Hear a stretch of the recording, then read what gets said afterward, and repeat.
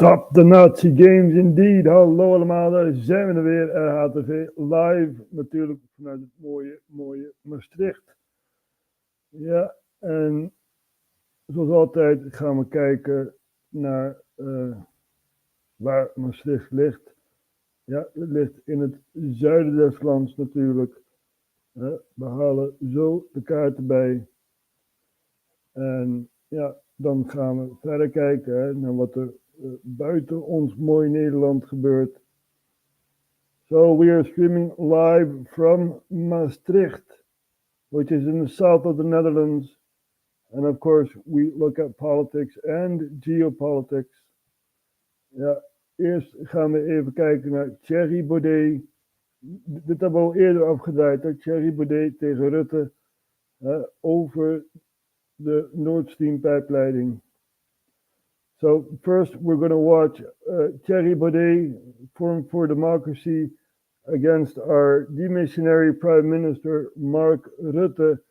They have a clash about the Nord Stream pipeline, right?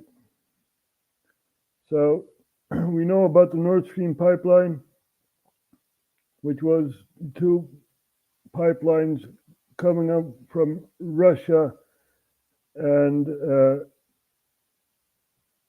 the pipelines had connection with Germany and, you know, gave gas and oil and stuff like that. Now, the pipeline was bombed. We know that much. So there is a clash between Thierry Baudet and Mark Rutte, and we're going to take a look at that clash. Ja, mensen, hier hebben we Thierry Baudet, die allerlei vragen stelt over de Nord Stream pijpleiding en ook over Oekraïne. Of het nou echt een zelffunctionerend staat is en zoiets. We gaan even hier naar kijken. De president zeggen dat hij gelooft dat deze oorlog te winnen is voor Oekraïne, zoals hij dat dan noemt, of voor het NAVO-blok. En ik vroeg mij toch af of de minister-president kan schetsen hoe hij dat dan voor zich ziet. Wat is dat dan? Hè? Dat Rusland helemaal verdreven wordt uit het voorheen Oekraïense grondgebied, inclusief de Krim. Acht de minister-president dat nou daadwerkelijk een realistisch scenario? Gaat dat daadwerkelijk in zijn idee ooit gebeuren? So he's asking about the scenario, right? When will the war stop? When Russia leaves Ukraine, including Crimea, when will the war stop? Kijk, het antwoord op al deze vragen beginnen en eindigen altijd in Kiev. En uiteindelijk is er maar één club mensen, en dat is de Oekraïense regering, die kan besluiten wat het moment zou kunnen zijn dat men bereid is om met Moskou gesprekken te gaan voeren. So basically he says Kiev decides. Over het beëindigen van deze oorlog. Zelensky, president van Oekraïne, heeft voorstellen gedaan. Het vredesplan wat ze hebben gepresenteerd tijdens de G20 op Bali in 2022. Langs de lijnen waarvan wij nu werken. En wij helpen bij de accountability activiteiten daarbinnen en allerlei andere zaken. Dat ligt er nu. Maar uiteindelijk kan dat alleen liggen bij de president van Oekraïne en zijn team. En dus bij Oekraïne. Dat kan nooit bij ons liggen. En het moment dat zij zouden beslissen, oké, nu vinden wij dat we sterk genoeg staan om bereid te zijn gesprekken te voeren, is dat aan hen. Dat kunnen wij nooit hier vandaan voorspellen wanneer dat is. We kunnen er alleen voor zorgen dat ze er zo goed mogelijk voor staan. Dat we zo min mogelijk loss of life hebben in Oekraïne. En dat is onze taak. So basically he says Kiev drew out the lines, right, of a peace plan.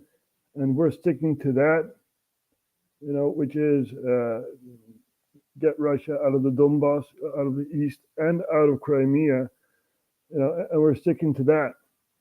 We need to make sure that they're supplied well, and this and that, so they can still fight.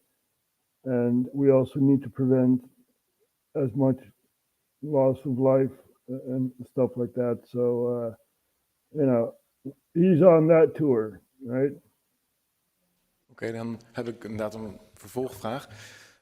Want als de minister-president het heeft over Kiev en over de regering van Oekraïne, dan lijkt het dat we daar een verschil van inzicht hebben, omdat ik Oekraïne zie als een vazalstaat die dus bestuurd wordt helemaal niet door Kiev, maar door Washington D.C. al sinds in elk geval 2014. En als de minister-president dat inderdaad niet denkt, hè, ik zie hem ook nee schudden, dan ben ik heel benieuwd hoe hij het uitgelekte telefoongesprek beoordeelt, kort voordat de Amerikanen de staatsgreep pleegden. So basically, Cherry is saying, I don't see Ukraine as a entity who can decide for itself, right? The American State Department overthrew the government, and it's basically a vassal state of the U.S. This is his point of view. Het Maidanplein in februari 2014 van Victoria Nuland, Jeffrey Pyatt en nog 1 of 2 andere officials over wie er op welke posities zou komen als de staatsgreep in Maidan of op het Maidanplein zou zijn gelukt. Hoe beoordeelt hij dan zo'n telefoongesprek? Is dat dan toeval? Zijn ze gewoon aan het babbelen met elkaar? Of is er wel degelijk sprake van zeer ingrijpende infiltratie door het Amerikaanse State Department in Oekraïne? Neem ook het bekende verhaal van Biden, waar hij zei dat hij toen... So he's mentioning Victoria Nuland and Jeffrey Pyatt, a clip which we played often, right? And how do you judge that? That is the question that he's asking the Prime Minister. And he's also talking about Biden, who fired a prosecutor in Ukraine whilst he was vice president under Obama, right? And that prosecutor was looking at Burisma Holdings, which is a sister entity of Gazprom, right? Big gas supplier. Burisma Holdings, which Hunter Biden was CEO. Was hij vicepresident onder Obama. Hij kwam daar, hij zei over een paar uur moet die prosecutor ontslagen zijn. Dat was die prosecutor die de corruptie rondom de zoon van Joe Biden wilde onderzoeken. Hunter Biden, die heel erg veel geld bij Burisma verdiende. Allemaal hele schimmige constructies waar al die kinderen van die Amerikaanse hoge politici allemaal heel veel geld verdienen aan Oekraïne. Hoe beoordeelt de minister-president al dit soort voorbeelden, al dit soort bewijzen die door critici worden aangedragen, die natuurlijk allemaal uit de Nederlandse pers blijven, maar die wel gewoon feitelijk kloppen, waaruit blijkt dat er een zeer grote overlap is, om niet te zeggen infiltratie, door de Amerikaanse buitenlandse politiek in Oekraïne. Hoe beoordeelt hij dat? Ja, voorzitter, als je natuurlijk een hand zand in het water gooit, dan wordt het allemaal troebel. Als je een hand zand in het water gooit, dan wordt het water troebel. So Jerry is basically asking, how do you judge the intervention within, the Biden family and Victoria Nuland and Jeffrey Pyatt? How do you judge that? He's like, if you throw sand in water, the water, it's not very clear anymore. Ik kan nog wel een paar dingen zeggen. Er zijn natuurlijk aanwijzingen dat in Oekraïne ook sprake was van forse corruptie. Dat weten we. En de zaken die hier de heer Baudet noemt, ik kan dat niet allemaal precies inschatten en ik laat dat maar even voor zijn rekening. So he's talking about corruption, right? The Ukraine wants to join the EU, but the EU has these rules against corruption and stuff like that, And Mark Rutte is basically holding on to the EU rules. Mark, ik weet dat je meekijkt met RHTVLive en dan heb ik een vraag aan jou. Hoe beoordeel jij dit? Wacht even hoor, moet ik eventjes wat opzoeken hier. Wat is jouw oordeel hierover? Daar komt hij, hè? Daar komt hij. Wacht eventjes hoor. Ja, we hebben het bijna gevonden.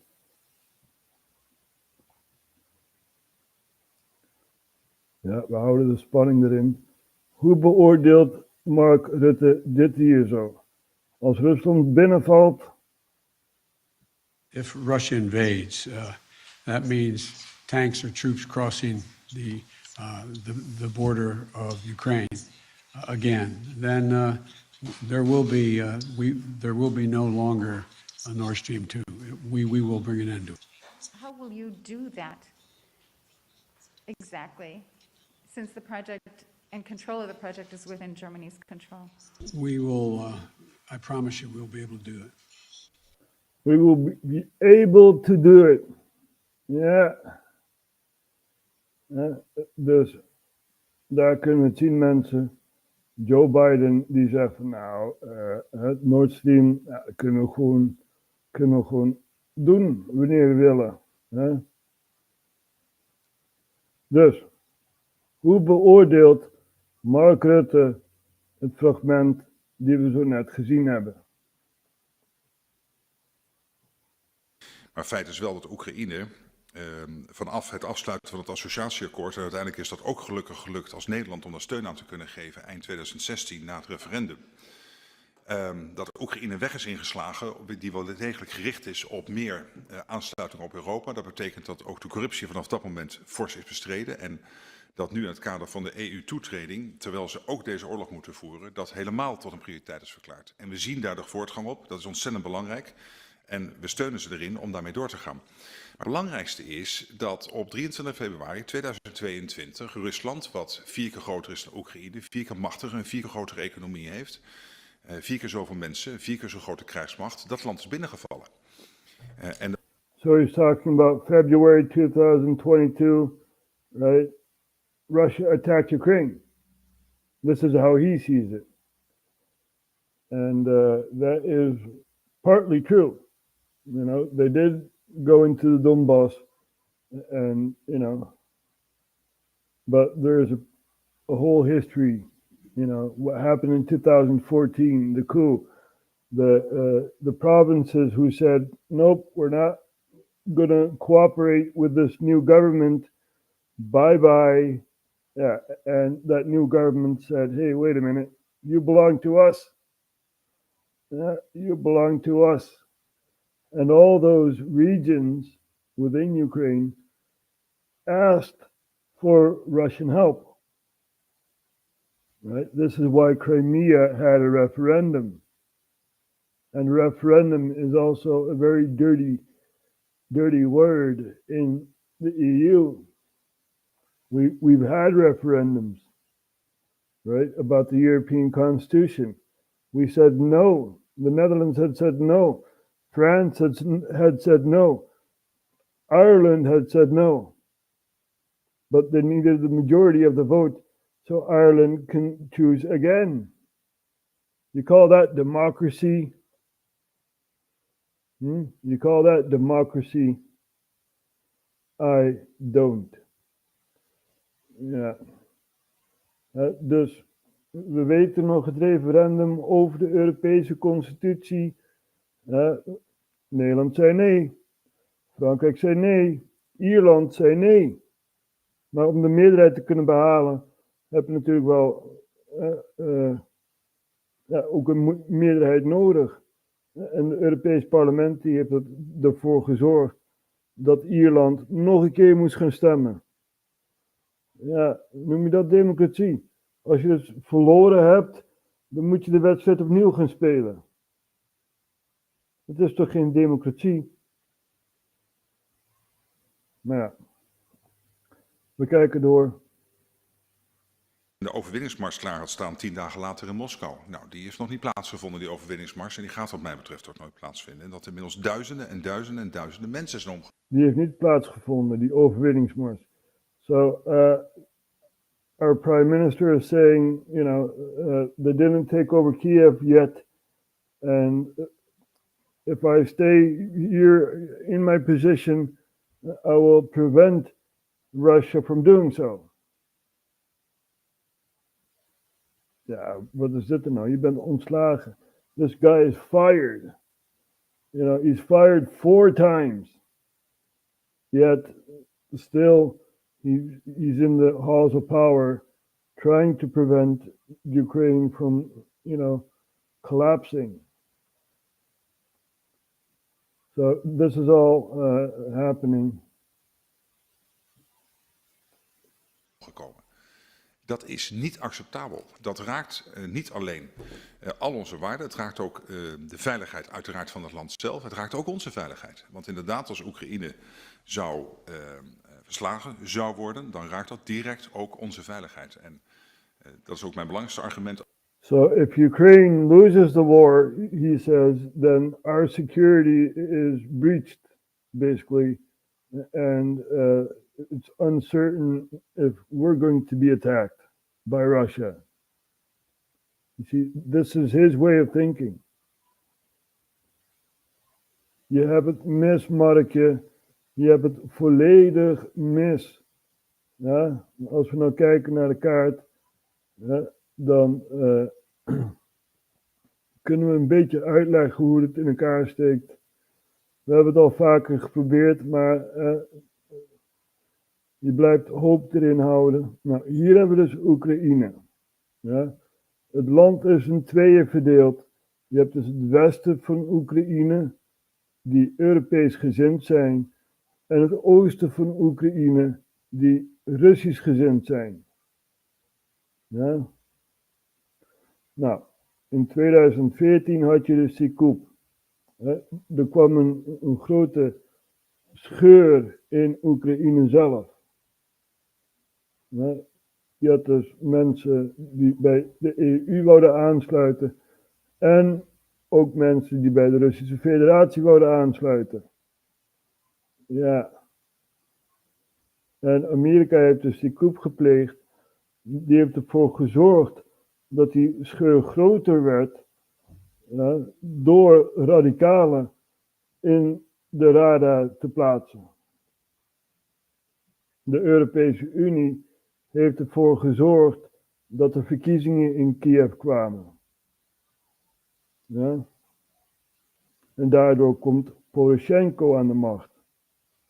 Nou, het oosten van Oekraïne zegt, hier doen we niet aan mee. Er komt een referendum in de Krim. De Krim sluit zich aan bij Rusland. En het oosten, de Donbass, die regio, die zegt, wij zijn autonoom. Wij erkennen niet de regering in Kiev. Ja? Nou, de regering, in plaats van met die mensen te praten, valt dus het oosten aan met hun leger. Nou, oorlog, vanaf 2014 al had je dus oorlog. En we weten nog allemaal MH17, die dan heel toevallig in de Donbass neer ging storten, terwijl alle vliegtuigen rondom Oekraïne gingen vliegen. Die gingen Oekraïne vermijden, behalve MH17 natuurlijk. Ja, en de rest is geschiedenis. Daar hebben we nog John Kerry, die zegt, ja, de Russische separatisten, wat dus eigenlijk niet zo is, het zijn de mensen in de Donbass, Oekraïners die tegen Oekraïners vechten. Ja, die separatisten, die hebben MH17 neergehaald en dit en dat. En we hebben videobewijs. Nou, dat is hetzelfde als zeggen dat Irak massavernietigingswapens heeft. Irak had helemaal geen massavernietigingswapens, dat weten we nu. En dat videobewijs, dat is er nog steeds niet. Er wordt er wel gezegd, ja, dat is een bewijs, dat is staatsgeheim. Wij hebben nog geen beelden gezien van een buckelcat die MH17 heeft geraakt. Terwijl Amerika zegt dat ze die beelden hebben. Nou, daaruit, uit die zogenaamde bewijs, komt dus een JIT-onderzoek. Joint Investigation Team. Ja. Nou, dat kun je toch geen onderzoek noemen als het zogenaamd bewijs al voor de hand ligt. En alles wat dan Russisch is, dat slaan we gewoon af. Nee, we hebben niks mee te maken. Nee, ja, zo is het, dat spagaat tussen Europa en Rusland ook groter geworden. Ja? Nou, die regio's, hun munitie raakt op. We weten na de val van de USSR dat er allerlei munitiedepots waren in het oosten van Oekraïne. Dus de burgers die weten ook waar de wapens liggen. Ja. En het zijn Russisch gemaakte wapens. Ja. Ik probeer even de situatie hier uit te leggen. Net als ik gisteren Afghanistan heb laten zien, 20 jaar bezetting van Afghanistan. Nou, we proberen gewoon uit te leggen wat hier gaande is. En als je de oorlog wilt gaan begrijpen, dan begrijp je dus ook dat Rusland een stuk naar voren toe gaat en dan een stuk land claimt en dan weer naar achteren toe gaat. En dan gaan ze grachten maken, prikkeldraad en zoiets, moeilijk terrein. En van een defensieve lijn blijven ze dan wachten. Kijken ze wanneer de leger aankomt. Nou, probeer dan maar eens door prikkeldraad, door grachten en zoiets doorheen te komen. Lang niet overal zo natuurlijk. Het is een groot land. Maar zo doen de Russen dat. Die gaan eerst, hebben ze een stad in handen, zoals Kharkiv. En dan zijn Oekraïners dan verdreven. Weten we nog die grote hydrocentrale die gebombardeerd werd? Nou, dat was dus Oekraïne, omdat het in Russische handen was. En Rusland heeft zoiets van, jullie zijn een autonoom gebied, we hebben jullie nou bevrijd, wij trekken ons terug. Ja?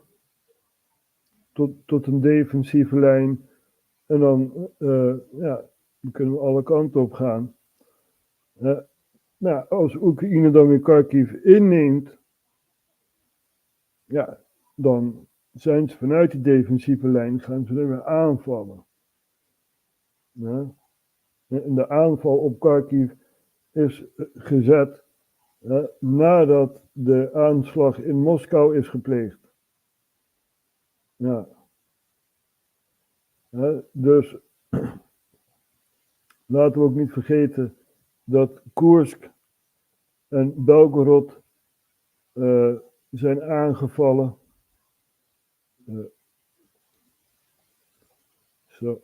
Koersk. Ligt hier zo, Koersk. En ook Belgorod zijn aangevallen door Oekraïne. Dan kun je wel stellen, hier hebben we dan Belgorod. Ook dicht bij de grens, dicht bij Kharkiv.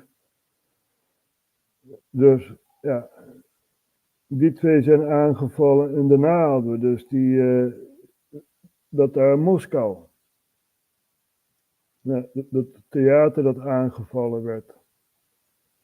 En op tv zie je dan zo'n Rusland-expert die zegt van, nou, Moskou is altijd nooit iets aan de hand geweest in Moskou en zoiets allemaal.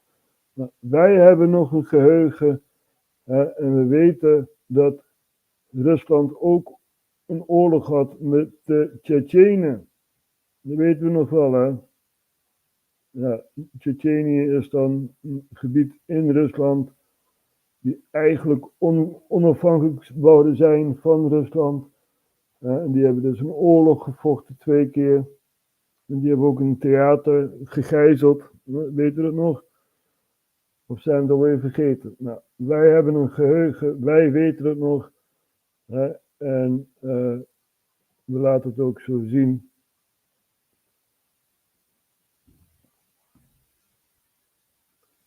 Dus,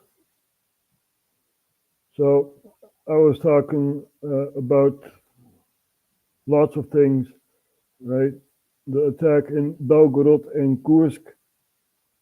So over here we have Moscow Theater, hostage crisis of 2002, right? We had the Chechen rebels who wanted independence from Russia, basically, and now they are part of Russia, right?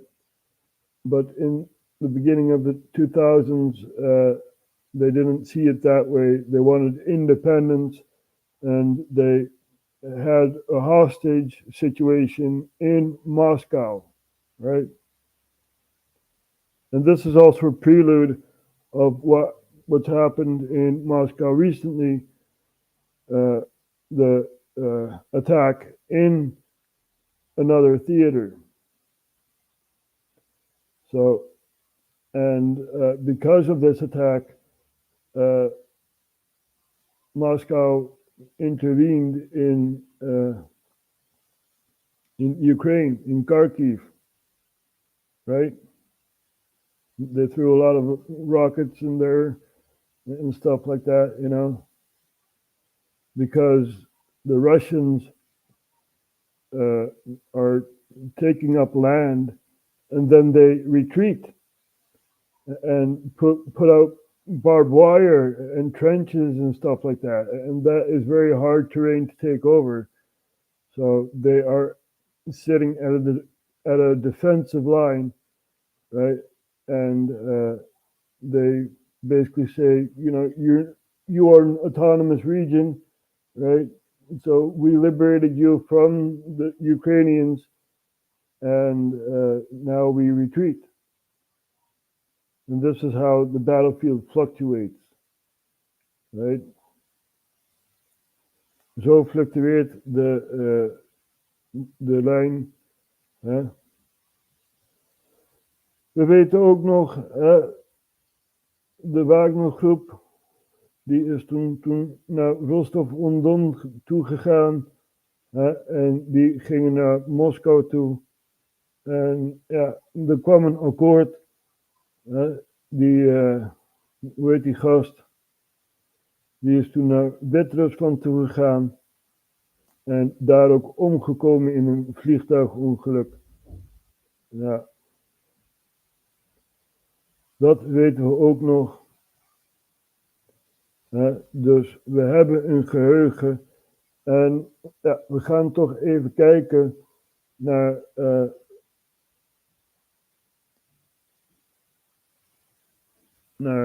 de Duran, die dus een filmpje hebben over de aanslagen in Moskou.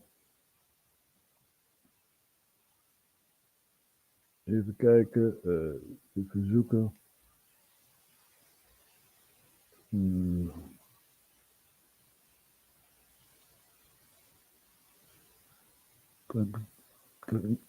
Kan het weer niet vinden, verdorie. Ja, hier. Zo. ISIS-K, die zou het dan gedaan hebben. We weten, de vorige uitzending hadden we het over Afghanistan, de Taliban en zoiets. De driekoppige draak waarvan je dus 1 kop afhakt en er komen 2 koppen. En zoiets. Dus ja, in mijn optiek, daar komen we straks op, hebben ze dus ISIS-K ingehuurd. En daarmee ook de aanslag gepleegd. All right, Alexander, let's discuss the terror attack on Crocus City Hall that happened over the weekend. And over the weekend, we saw the 4 terrorists taken to court as well in Russia. Those videos are all over the internet. What are your thoughts, Alexander? A lot of discussion, speculation. Putin gave an interesting 5-minute address. Many comments from the Russian leadership, Medvedev, Zakharova.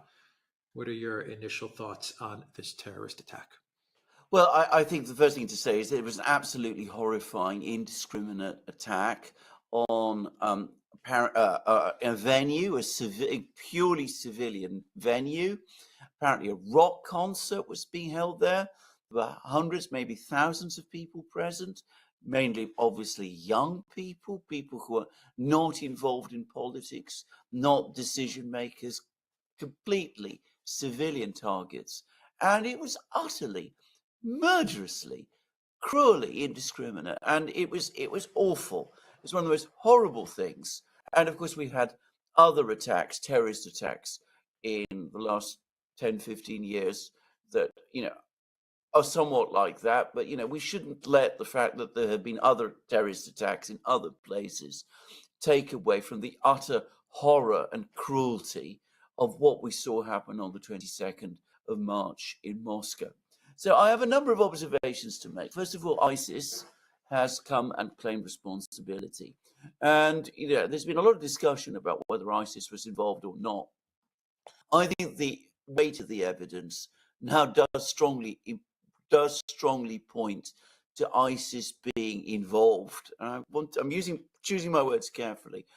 We've had, firstly, their claim of responsibility on the Amaq news agency website. That's a news agency that ISIS runs or is connected to ISIS. Then they posted a picture. Some people thought that might have been manipulated picture of the 4 attackers, with a flag and all of that. But I think what has, for me, settled the issue about whether or not ISIS was involved is that they've also published a really horrifying video, an appalling video made during the attack by one of the attackers. So I think we can say that they were involved. But I'm also going to say this. I think, firstly, ISIS will not be happy with the way in which this whole attack played out in the end. Not because so many civilians were killed. ISIS likes and wants that. Terrible to say, but it's true. Everybody who knows anything about ISIS is familiar with this. But with what happened after, because there were 6 gunmen involved. 2 of those gunmen were killed on the scene. The other 4 tried to run away. They were hunted down by the Russian security services. All 4 of them were captured. They've now been brought before a court. They look frightened and, if I have to say it, bruised and battered.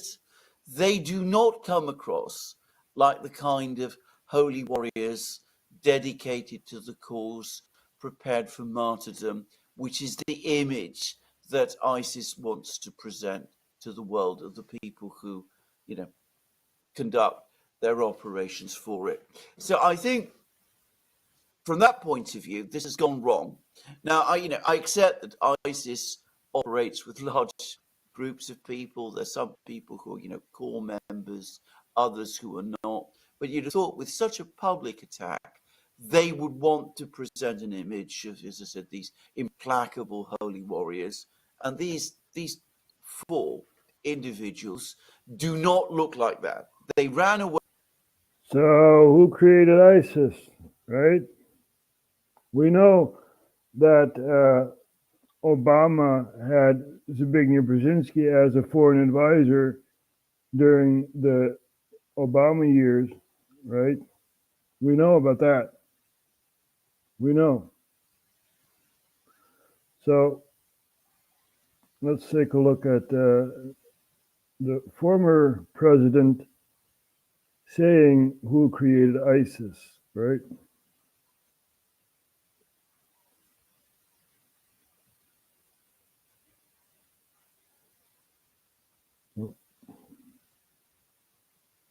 ISIS is honoring President Obama. He is the founder of ISIS. He's the founder of ISIS, okay? He's the founder. He founded ISIS. And I would say the co-founder would be crooked Hillary Clinton. There you go. ISIS is honoring President Obama.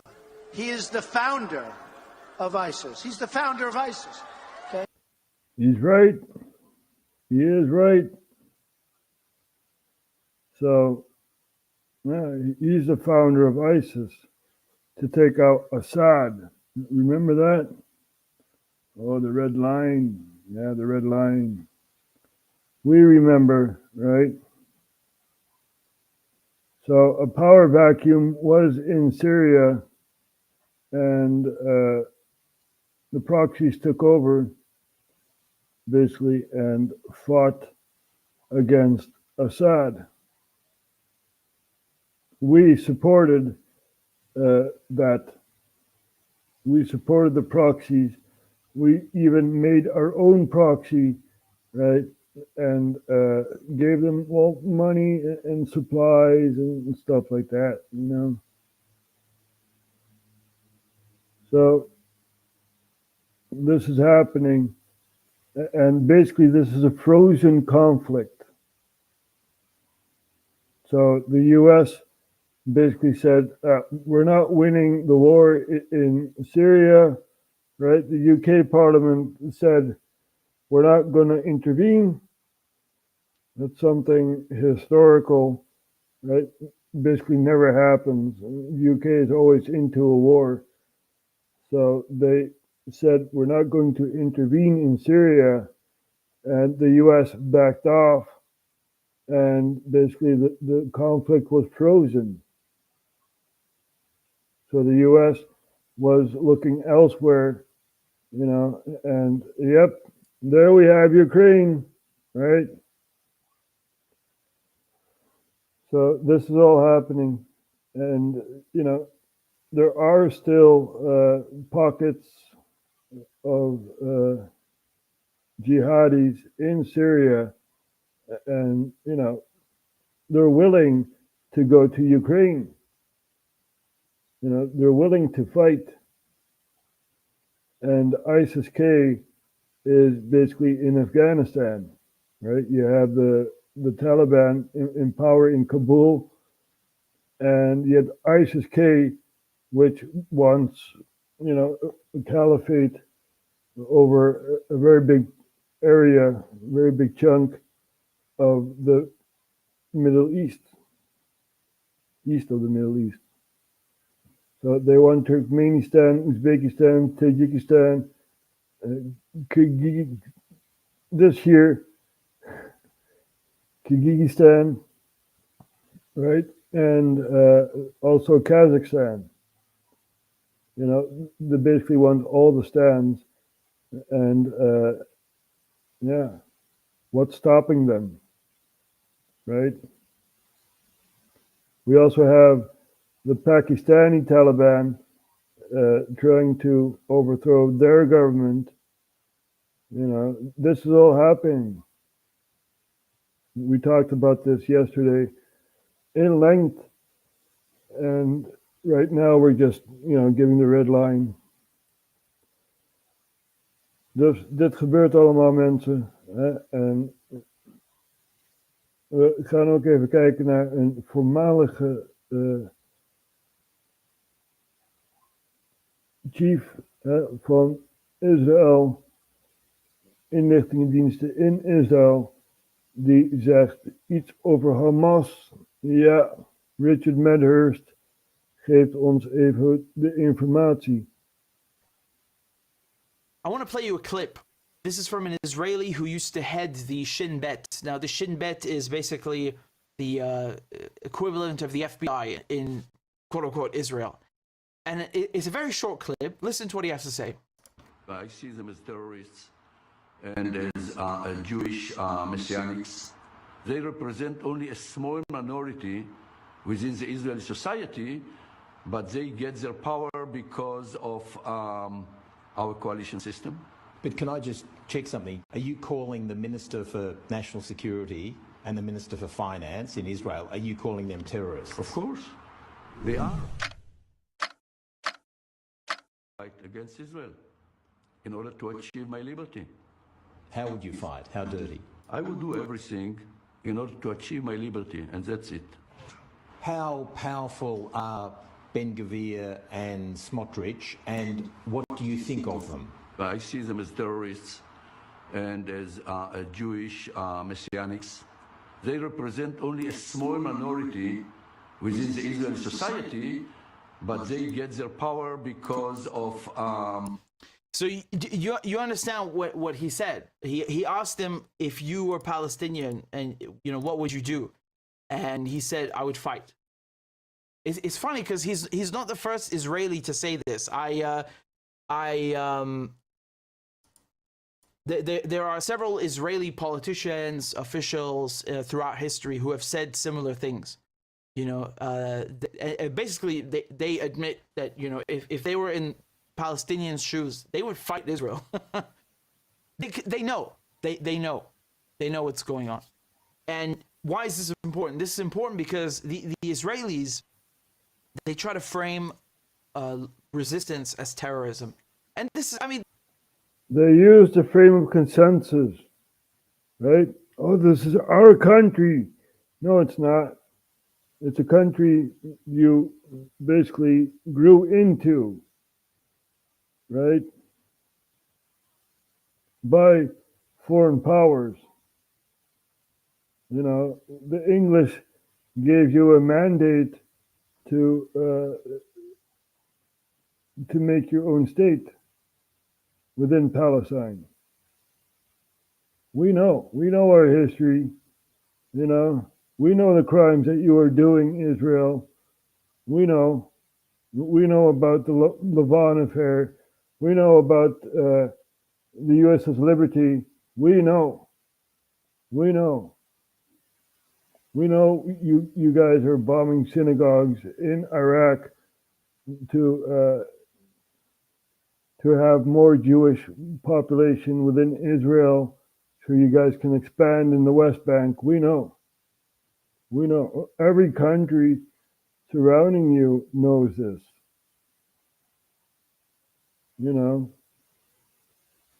This needs to stop. This needs to stop. And I'm speaking out. Right? We know what happened during World War II. We know about the Jewish population within Europe, which, they weren't treated very fairly, put it that way. We know. But that's history. We need to look forward, right? We need to see each other as human beings and not, you're Palestinian and you think this way and whatever, leave each other alone. We have to share this planet. Whether you're Ukrainian or Russian, it doesn't matter. And Sudan also needs to stop the war, right? The war is a year old now. How long do you need to fight to get your point of view? What about Libya? That's also a broken country. Thanks to our intervention, right? Our Prime Minister had said, oh, Gaddafi is a dictator, and we're going to help the Libyans by bombing their houses. You call that help? The country is a hellhole now.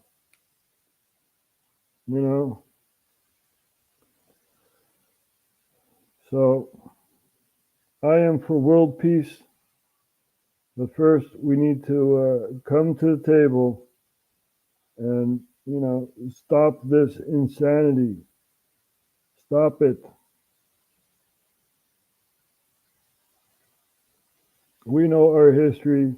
We know about, expansion and stuff like that. But this needs to stop. You know, we also have Serbia and Kosovo, right? Where Kosovo wants to join the EU on a higher level, and you know, it's really, really sad to see, because Serbia does not want that. We know that Kosovo is a region within Serbia, but the international community said, nope, now it's a country. Right? We know our history. We know about the fall of Yugoslavia. We know about Mesopotamia. We know about the Assyrians.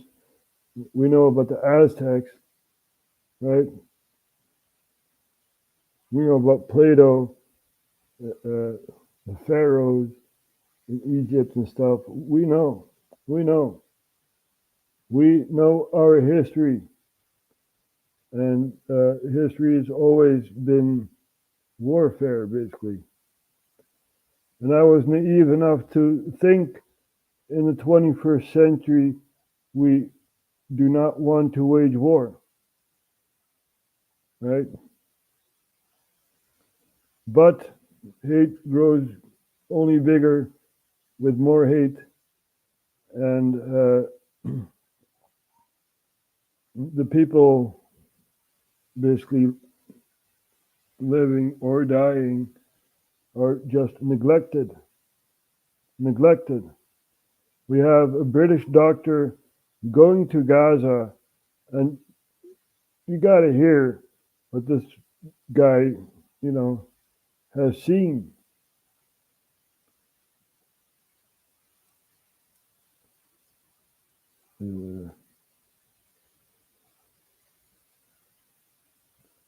Here we have Richard Medhurst again, and he's going to play the clip of the doctor who went to Gaza.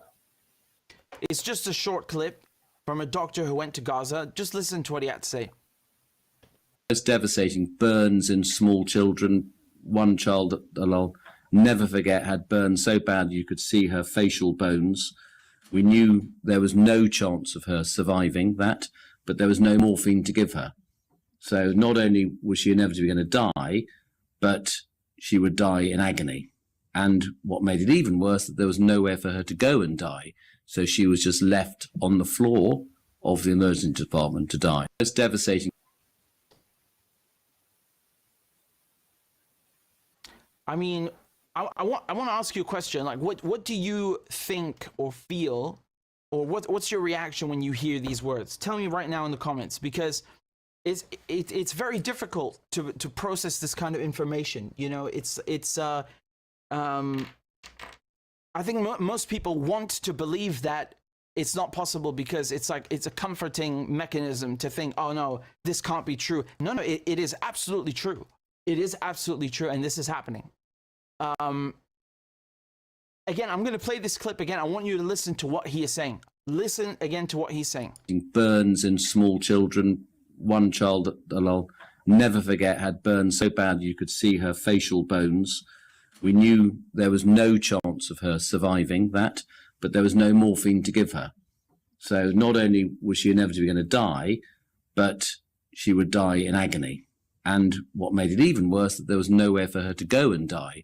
So she was just left on the floor of the emergency department to die. It's devastating.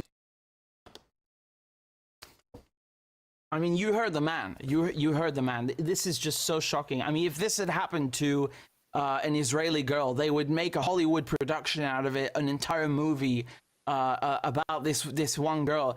And this girl, we don't even know her name. She's literally left to die on the floor with burns so bad you could see the bones in her face. I mean, I don't know what to say. And you guys in the comments, you're saying that your reaction to this when you hear this is anger, disgust, heartbreak. One of you said anger. The level of depravity is astonishing. Pissed off, rage, inhumane, monsters. It's soul crushing. Yeah, I mean, I agree with every single one of these things. It's so horrible. Here's another clip from the same doctor who came back from Gaza. January as the single worst experience in your 36 medical career. Can you tell us what you saw? Yes, thank you for asking me. I've been going into Gaza for nearly 15 years, and I thought I would be I'd be prepared for what I was going to see when I went into Gaza on Boxing Day. But what I saw at Al-Aqsa Hospital was the single worst. But Boxing Day is 26th of December in England. To Gaza on Boxing Day. But It's Christmas. What I saw at Al-Aqsa Hospital was the single worst series of cases I've ever seen in my career as a doctor. Appalling clinical situations we found ourselves in, great lack of resources, but the most appalling injuries, predominantly on children and women. And I spent most of the 2 weeks operating on severe explosive injuries to the chest and the abdomen, and the majority of the patients I operated on were women, and I saw some severely injured children as well. How sickening this world is, right? You know, many Ukrainians are dying on the battlefield. For what? Because you have a fascistic regime saying you gotta fight for your country. It's a sickening world, man. You know, we know Israel created Hamas. We know that they are using Hamas as a cover story, right, for other means. We know. We showed you the Guardian, right? The article where the former general of the IDF says it's not about Hamas. It's about the gas. We found gas off the coast of Gaza, and you know, we need that gas. It's not about Hamas. So they're using Hamas as a cover for other means. You see? And it's not that I'm against Jews or anything like that. You know, I'm not trying to be anti-Semitic. I'm just giving a frame here, the frame of reality, right? This was in 2014. Now, what happened in Ukraine in 2014? The coup, right? So to give a timeline, first you had a coup in Ukraine, and then you had basically the Hamas operatives kidnapping Israeli students and stuff like that. You guys remember this, right? So then Israel attacked Gaza, but it was not really about Hamas. They control Hamas, right? I'm trying to explain the situation here. They created a monster that they can control sometimes. Sometimes they can't. But they use this as a cover story for other purposes. IDF's Gaza assault is to control Palestinian gas, avert the Israeli energy crisis. So, the former Israeli Defense Force Chief of Staff Moshe Yaalon announced that Operation Protective Edge marks the beginning of a protracted assault on Hamas. The operation won't end in just a few days, he said, adding, Protective Edge was in 2014, right? So, we are preparing to expand the operation by all means standing out at our disposal so as to continue striking Hamas. they're using it as a cover story. And if we look further on in the article, but in 2007, which had another operation name, Cast Lead, Yellen's concern focused on the 1.4 trillion cubic feet of natural gas discovered in the year 2000 off the Gaza coast, valued at $4 billion. Right? We also know that there are more pockets of gas in the Mediterranean, and there was this deal. The only good thing Blinken did, there was this deal between Israel and Lebanon about the gas, line 45, right? We're going to take a look. I'm going to search it up, line 45, Israel, Lebanon.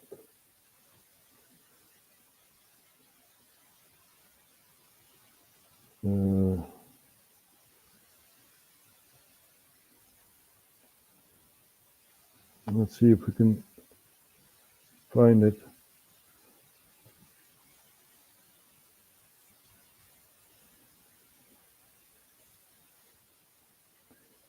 Lebanon-Israel maritime border dispute picks up again. Yeah, the line has been withdrawn now that Hamas is, or not Hamas, Hezbollah is fighting off Israel.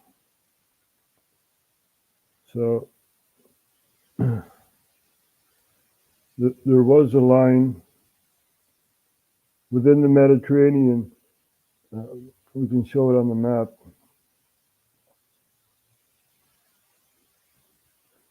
Where they had said, this part is yours, Lebanon. So Israel is expanding the natural gas fields and stuff. And we know about the blue line, right? It's not really a border, not defined as a border. You have the United Nations basically making that blue line, so, and Lebanon does not recognize Israel. And the line in the Mediterranean was at the border, the blue line of Lebanon and Israel, right? We know about this.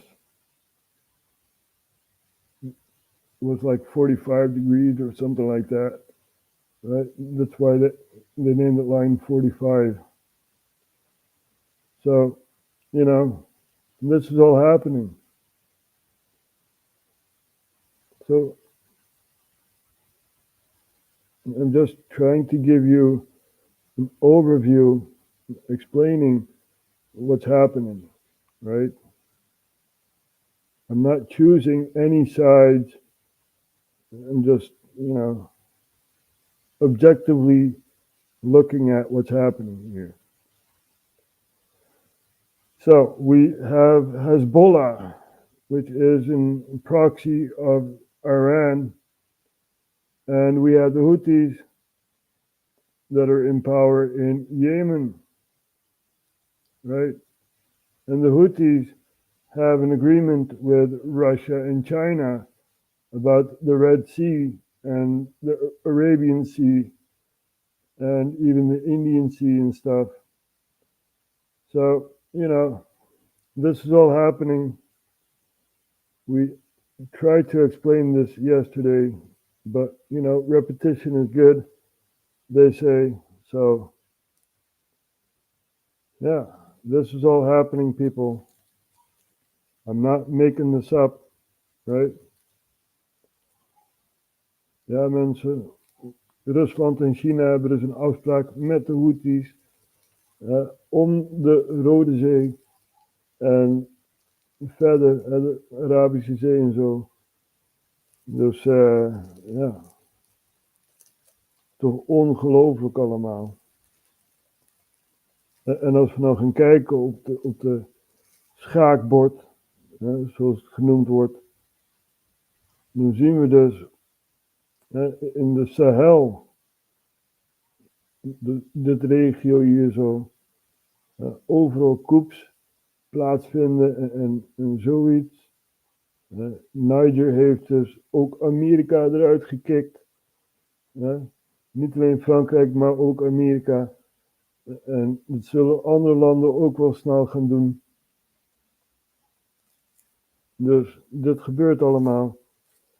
En ja, we concentreren ons een beetje op Afrika. Er gebeurt heel veel. We hebben dus ook de verkiezingen gezien. Het begin van de verkiezingen in Senegal. We moeten nog de uitslagen gaan analyseren wie er gewonnen heeft. Maar we kijken natuurlijk ook naar Amerika. En ja, daar is het ook los aan het gaan in Haiti. We blijven onze focus houden op Haiti, want Haiti is een gefaalde staat. Ja, we gaan even kijken of we wat informatie kunnen vinden over Haiti.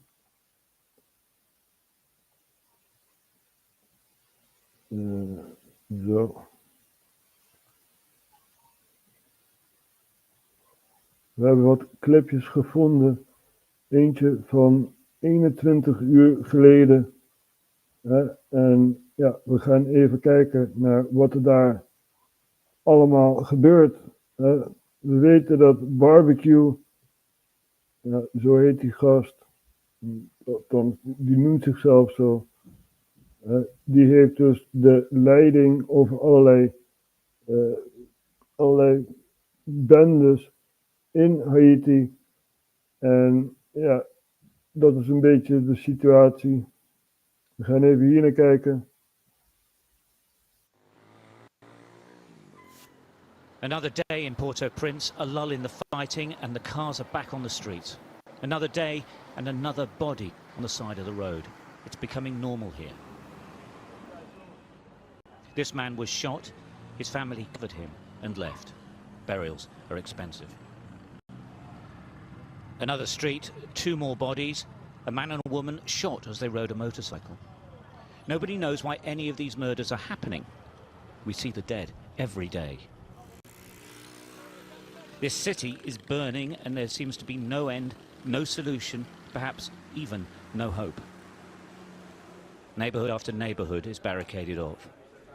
Some are gang territories, some are communities trying to protect themselves. Absolutely nowhere feels safe.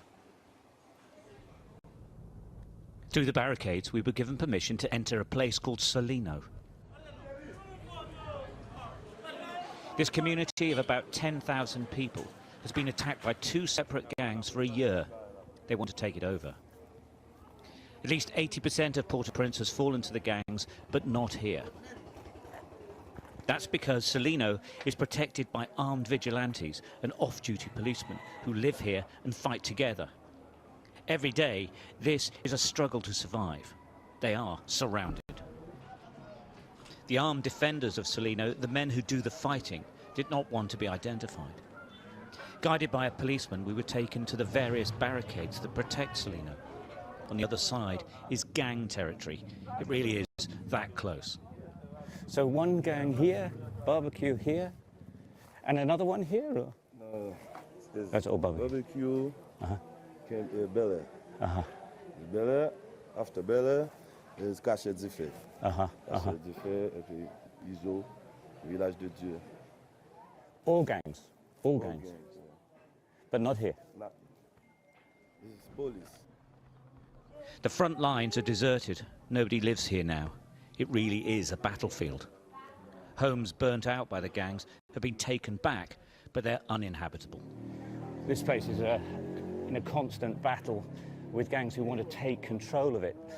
If they do, if the vigilantes and the police fail to keep a hold of it, then pretty much the whole of Port-au-Prince will belong to the gangs.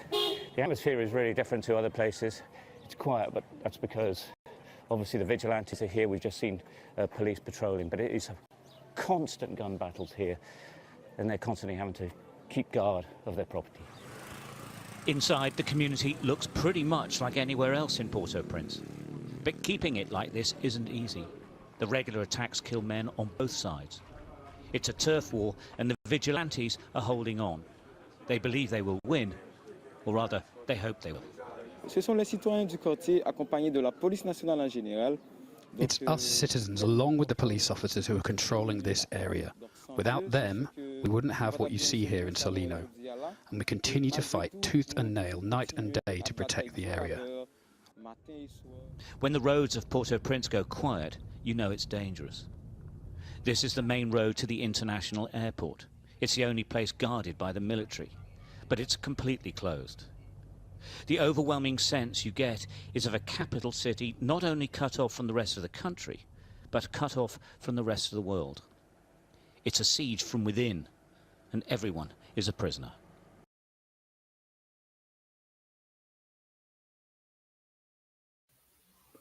Now, many people may not know that I'm kind of a comic geek, right? And there was a storyline about Batman, you know, Gotham City had an earthquake, and no man's land, right? And you had this map of Gotham, and all these criminal gangs have these territories of Gotham. Kind of reminds me of that, yeah.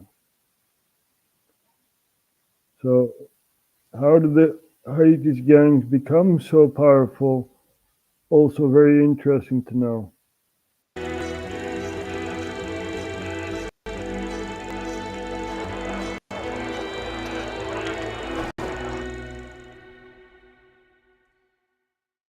The year was 2018. Most of Haiti was protesting against their government. The anger was against this man, Jovenel Moïse. He was then the president of the country. On November 13, the focus was on the capital, Port-au-Prince. Right next to the parliament, there's a famous slum. It's called La Saline. Around 4 in the afternoon, a police truck arrived there. The locals did not know why. Maybe the cops were trying to end the gang wars. If so, it was good news for them. But what happened next was blood-curdling. The men went on a shooting spree. They knocked on doors, dragged people out, and shot them, all in broad daylight. And soon the gangs joined in. In 24 hours, around 21 civilians had been killed. Not gang members, not criminals, ordinary civilians. They were killed. In the next few days, that number went up to 71. Around 7 women were raped and 400 houses were gutted. It's still not clear why this happened. Some say the police were actually gangs in fake uniforms. Others say the cops joined hands with the gangs. The question is why? Possibly to deter protests in La Saline. But either way, one thing is clear. The La Saline massacre was not a one-off. Last year, 5,000 Haitians died in street violence. Gangs have overrun the capital and the government is nowhere to be seen. But how did things get so bad? Why are Haitian gangs so powerful? Time for a flashback.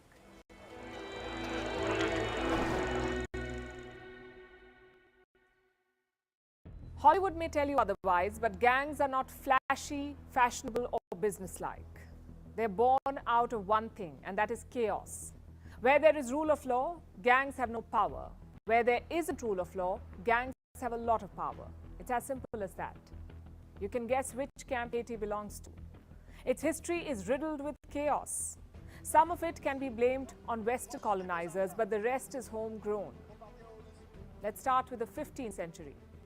In 1492, Christopher Columbus landed in the Caribbean. He found resources and wealth there. So like any good European, he claimed it for his king, the King of Spain. Thus, the Caribbean became a Spanish colony. Around 200 years later, it was divided. The western half, including Haiti, was given to France. The French brought African slaves to Haiti. They plundered the land for sugar, rum, and coffee. France kept getting richer, Haiti kept getting poorer. So in 1791, the slaves decided to fight back. They were led by this man, a former slave, Toussaint Louverture. The Haitians fought hard for freedom.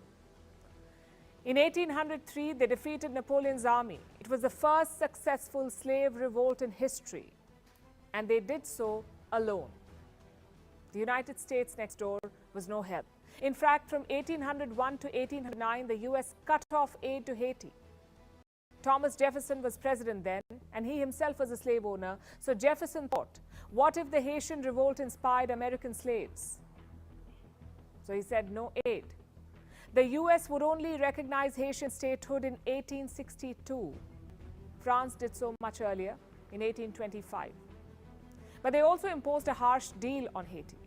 Normally, you would expect colonizers to pay reparations, but France did the very opposite. They asked Haitians to pay reparations, and the rates were so high, it was impossible to repay. So what did Haiti do? They took loans from French banks to pay the money. Loans from French banks to pay the French. It's often called Haiti's double debt. Now, the point of the story is very simple. Haiti was...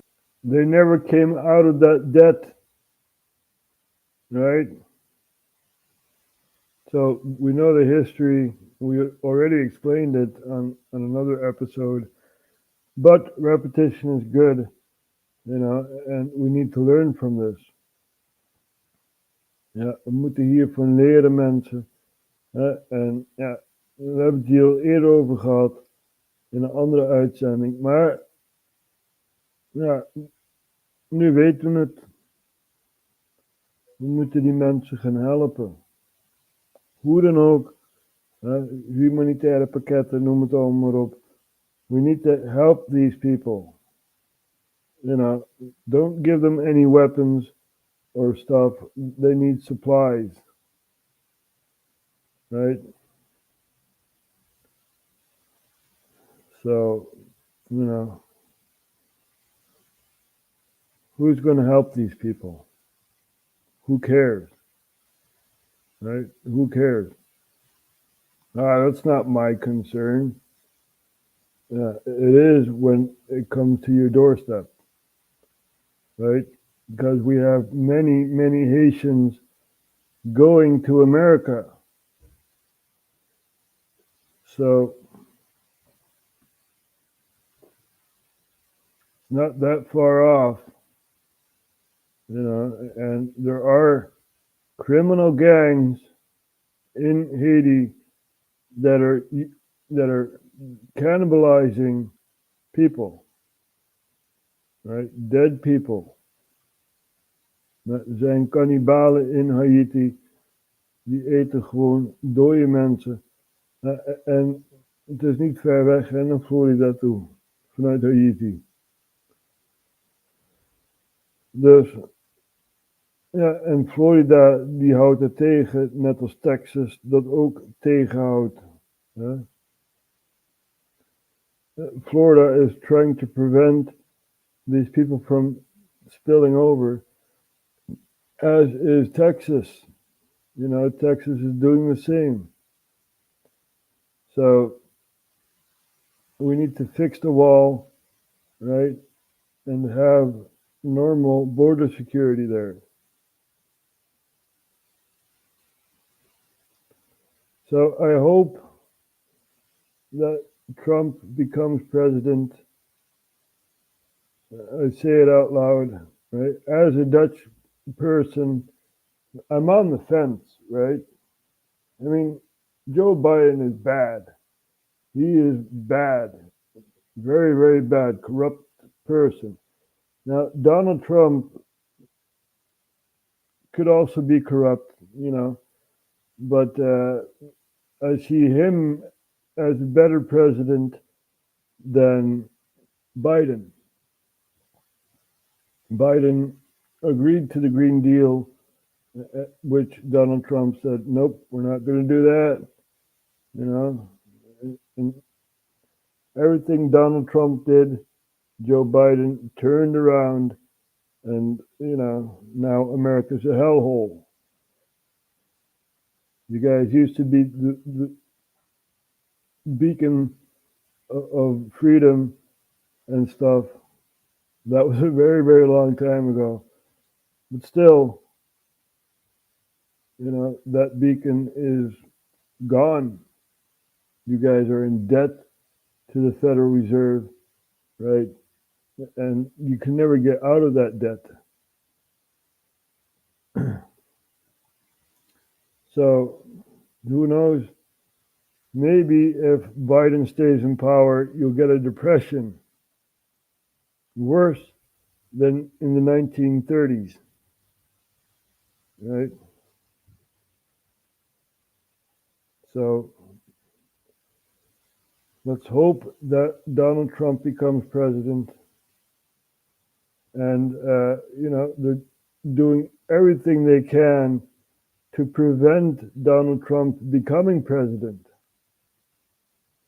So we're going to take a look at Donald Trump, who gave a press conference about the state of his run for presidency. Because, they're piling up all these claims and accusations and stuff. So we're going to take a look at this here.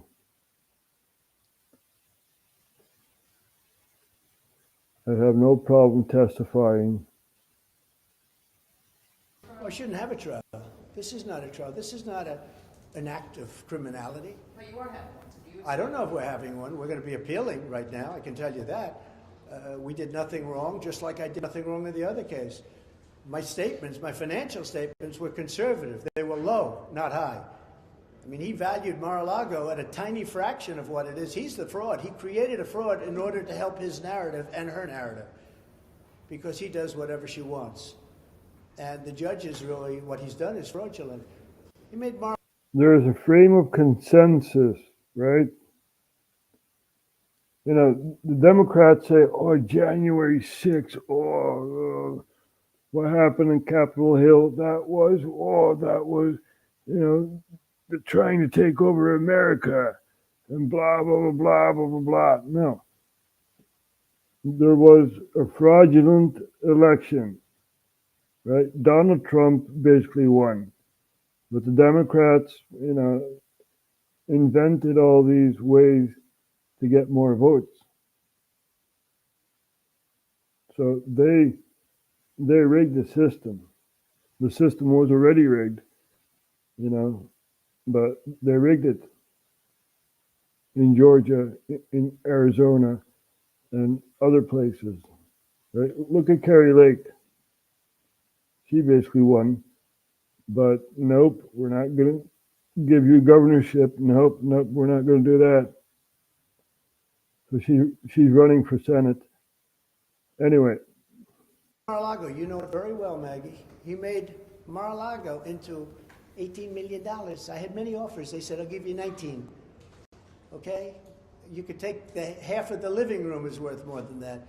So it's worth anywhere from 50 to 100 times that amount. And he stays with it. So he's either whacked out or dishonest, one or the other, or both, probably both. But he's a disgrace to the system, and I think that New York State was helped a lot today by the decision. I'll give you an example. Truth Social is doing very well. It's hot as a pistol and doing great, and it's going public. And the New York Stock Exchange wants to have us badly. And I told them, we can't do the New York Stock Exchange. You're treated too badly in New York. We don't want to do the New York Stock Exchange.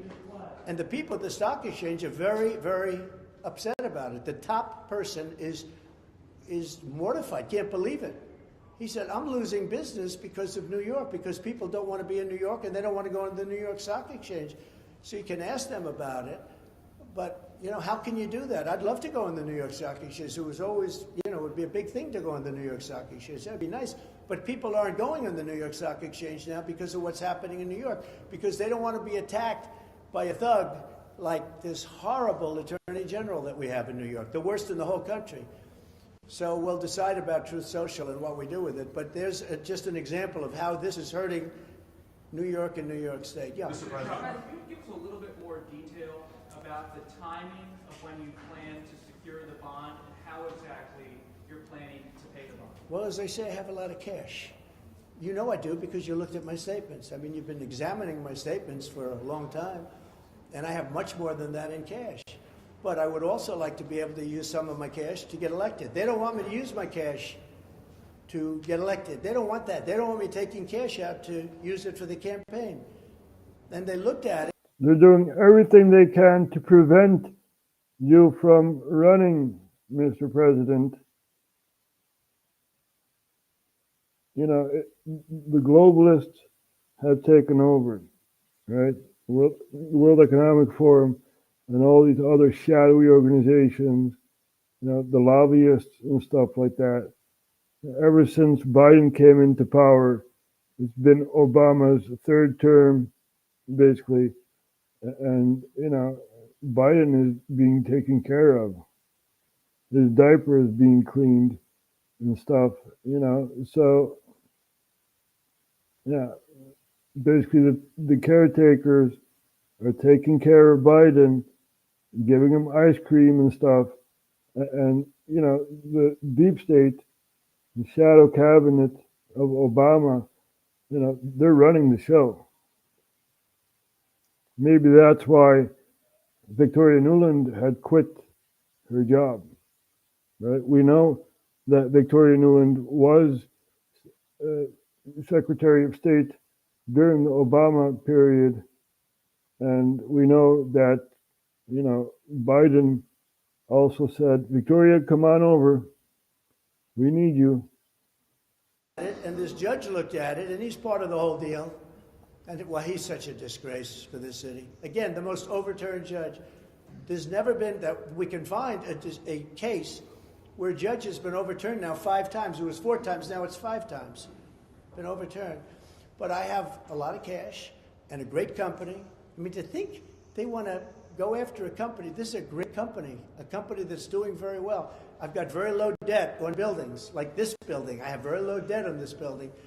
Most buildings I have no debt. Most clubs I have no debt. It may be hard to conceive, but there are Americans that want America to not to thrive, not to be exceptional, you know, just to be normal, be average, right? America used to be the land of opportunities, but now it's not. You know, political persecution and stuff like that. George Bush actually said that was happening in Russia. No, it's happening in America. You're just projecting that it's happening elsewhere, right? It's happening in the U.S. as we speak. And it's wrong. It's wrong. You know, the Americans also tortured a lot of Iraqis in Abu Ghraib, that prison.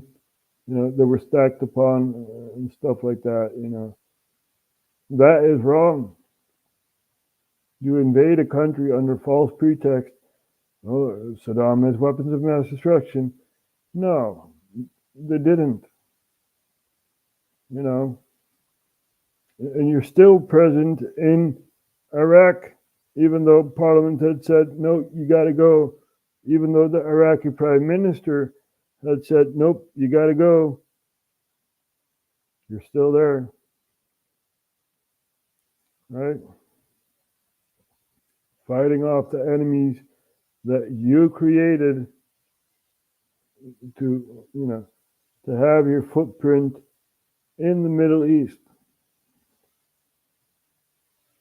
As a Western power, right? So this is all happening. So, you know, And Donald Trump had also done wrong things. Wrong things.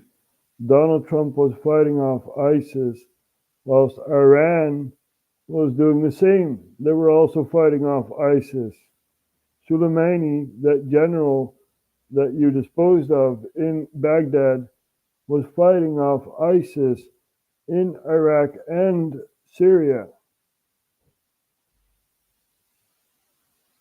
You were informed wrong, Mr. President.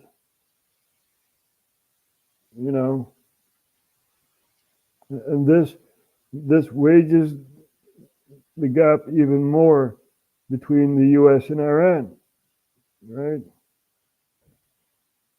What Biden did was release the hostages. Yeah, here's a lot of money. Here you go.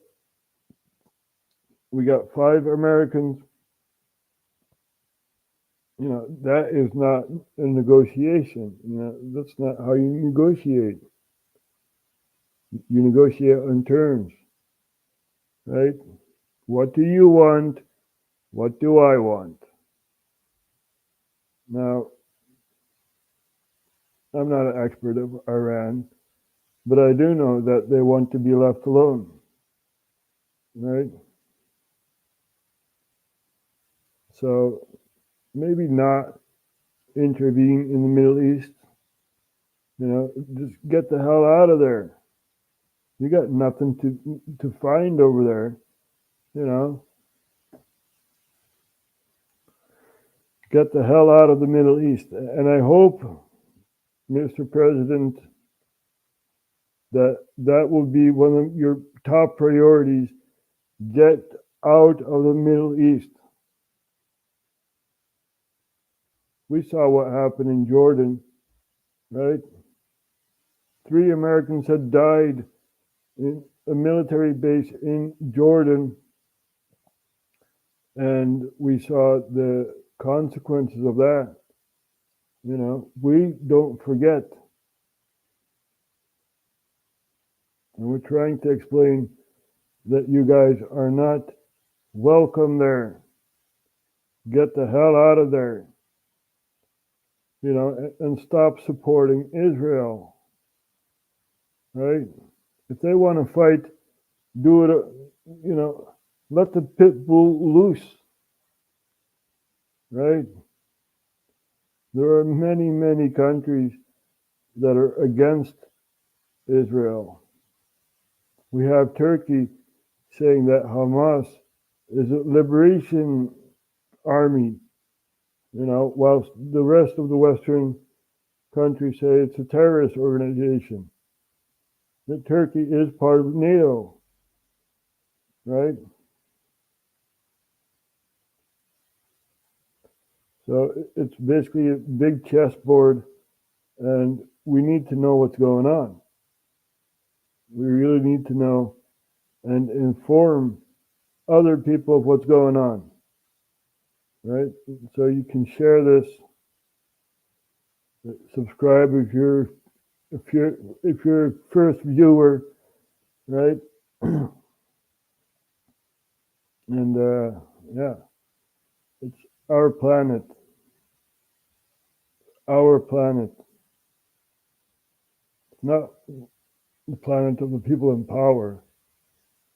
You know, we choose these people, so there will be no chaos on the streets, right? We want to live safely. We want a government that listens to us, that solves the problems instead of creating more problems. That is what we want. Whether you're from France or Italy or Greece or other parts of our beautiful planet, we want a government that listens to us. So, if we look at Niger, for example, was it Mali?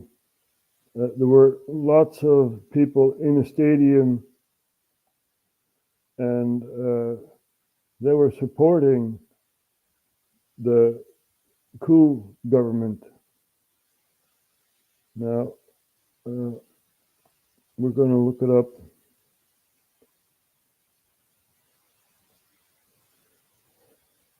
So,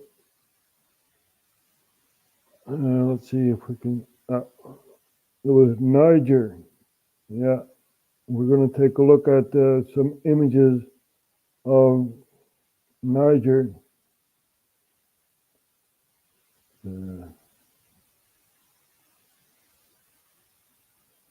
Thousands rally in support of coup government.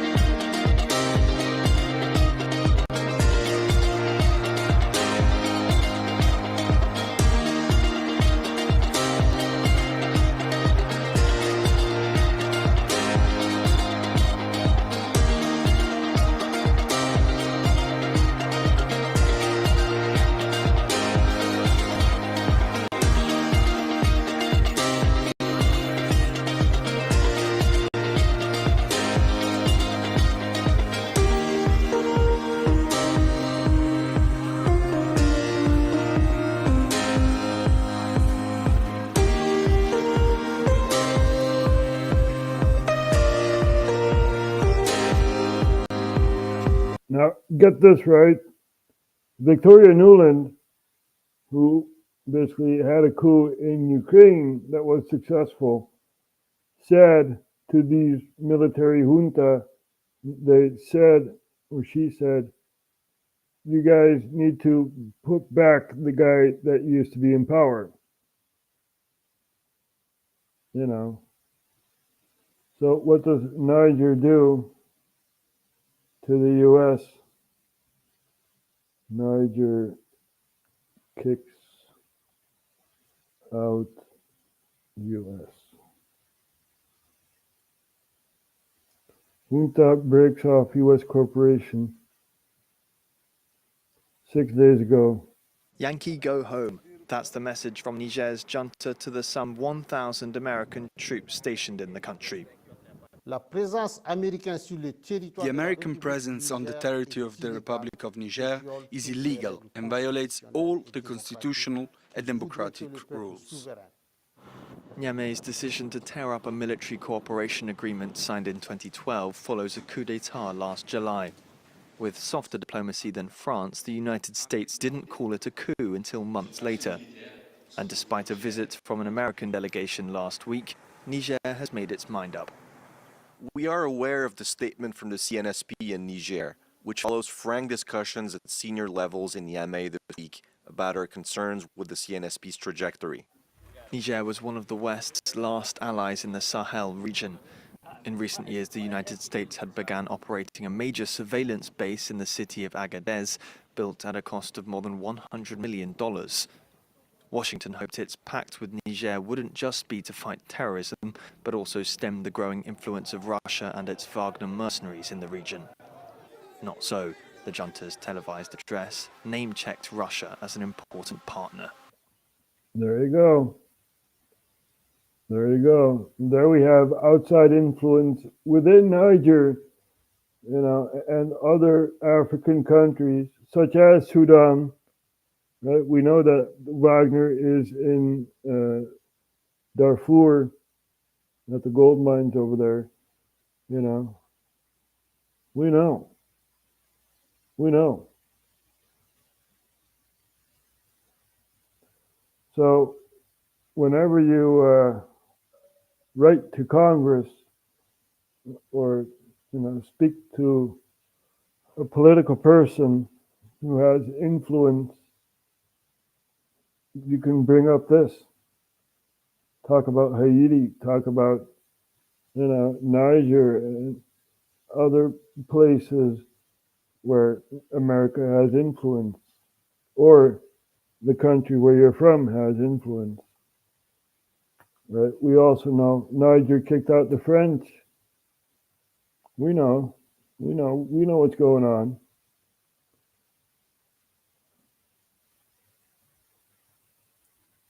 So, yeah.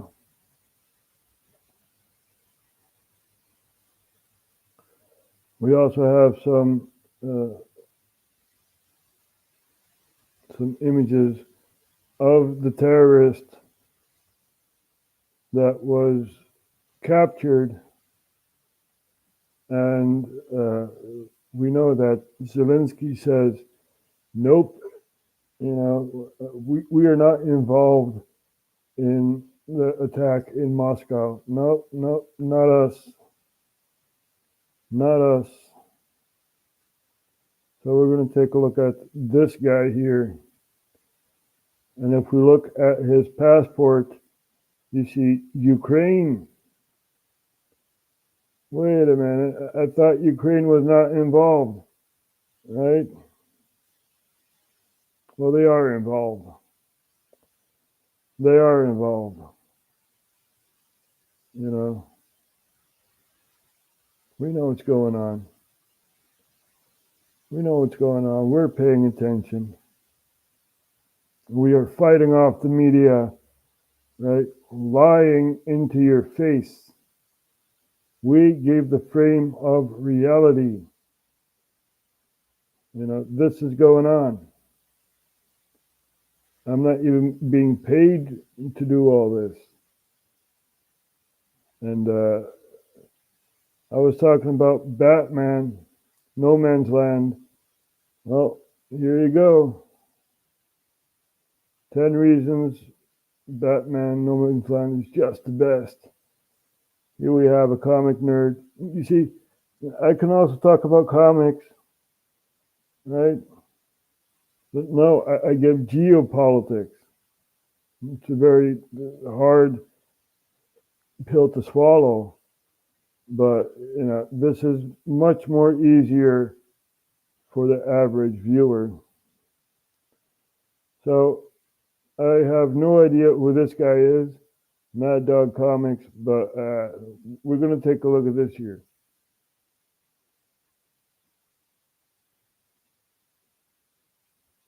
Great titles already, I've got some other ones on the horizon, but to me, every company-wide crossover that I read is always going to be compared to Batman No Man's Land. This is my personal gold standard, my favourite, and I think it also might have been my first. So yeah, maybe there's some bias in there. But sometimes it can feel like there's a lot of negativity in the community, so it's just nice to sit down and talk about something that I really love. So kicking this off in 10th place, because this is a top 10 list, it's definitely not a secret top 15, even though videos with top 10 in the title do better than videos with top 15, so there would actually be a tactical advantage to me doing that, because kicking off this list is Lieutenant Petite and his villain reveal. Now, especially when you enter in something like the Batman universe, there's so many established and well-loved villains that you could already choose from, but what I love about Batman No Man's Land is that they introduced this character that I equally hated and also kind of agreed with. He had a no-nonsense, take-no-prisoners approach, which really meant that he butted heads with Jim Gordon and Batman, and I actually wish that they would have held out a bit longer in making him a full-blown villain, but it was just great to see that Gordon finally had an equal that he could go up against. And as well, with all the gang wars and other storylines that were already going on, the fact that he made such an impression on me, especially at a young age, just says how well he was written. Number 9, we got time with Bruce Wayne while seeing how Gotham copes without Batman. What I find really interesting that Batman No Man's Land did is show us a different way that Bruce is trying to protect Gotham. And there's many different ways that he does it throughout this entire event. I especially love the way that he manipulated Lex Luthor, and an often overlooked thing about No Man's Land is he wasn't afraid to show us him being emotional. Bruce has a lot of things that he could do with talking to somebody about, but what I loved is that it really showed this relationship between him and Alfred. And because Gotham is a thing that he's been fighting for God knows how many years to protect, seeing that crumble and also just be in a worse state than when he initially started just really took its toll on him. Don't get me wrong, yeah, I loved all the Batman stuff in this, but I just loved the way that they also handled Bruce. And I'm just going to take a moment to calm down because I'm thinking about all the other times that I've done these types of videos, and I do get accused of secretly making it a top 15. It's just such a despicable accusation. I don't even know where it comes from, because for that to happen, I would have to have a 15th place. And yeah, with a title that I enjoy as much as Batman No Man's Land, that would be easy, because I'd probably have something like the fact. As I've already explained, right, Gotham City had an earthquake and everything's in chaos. It's the same as what's happened in Haiti. They also had an earthquake and everything's in chaos now. So they use entertainment to give you a frame of reality, right? And in the no man's land storyline, we also see shifting alliances, like that cop, that what's his name, you know, choosing a side. Are we going to capture these people, these cannibals, or are we going to kill them? You know. The fact that this was also the inspiration for Batman Arkham Knight and also The Dark Knight Rises. Now yeah, let's be honest, Nolan's third entry into his trilogy is nowhere near as good as the first two, but the one element that I actually really enjoyed was how they adapted No Man's Land. Unfortunately, thanks to Batman Arkham Knight, I got to play around in that city. Yeah, the storyline's not exactly the same, but I think it just speaks to the strength of how good this event is, that even decades later, the movies and the games are still finding ways to incorporate elements of this. But in a way, this event actually one-ups Arkham Knight because you don't spend about 80% of it in the Batmobile. Number 8, I'm gonna go with the power struggle within the city. Yeah, I've touched on it already, but I just love how we got to see how exactly Gotham handles this situation, and how the villains rise up, and who ends up taking control of who, and the inner struggles that went on between these teams. And the best thing is that a lot of the... You see, after the earthquake, this is comic nerd stuff, right? But after the earthquake, the U.S. Senate had said, okay, Gotham, you guys are on your own. You got the Joker there, you got the Penguin, you got Killer Croc, you got Bane, and all these other enemies, Poison Ivy and stuff. You guys are on your own. You know, you guys are a freak show, you guys are on your own. So, and there was a power struggle. You have Lex Luthor in Metropolis, you know, an entrepreneur, business guy, the enemy of Superman, and trying to take over Gotham, right? But you have Bruce Wayne, Batman, who's got a lot of money and stuff, also trying to save Gotham from Lex Luthor, who's trying to take over Gotham. This is all comic nerd stuff. But it's interesting because, you know, what plays out in the comics also plays out in reality, right? So, no idea who this guy is, but I was mentioning No Man's Land. And, you know, lots of people don't read their comics, so... Form Inside was also live an hour ago. Let's take a look at this here and translate where needed.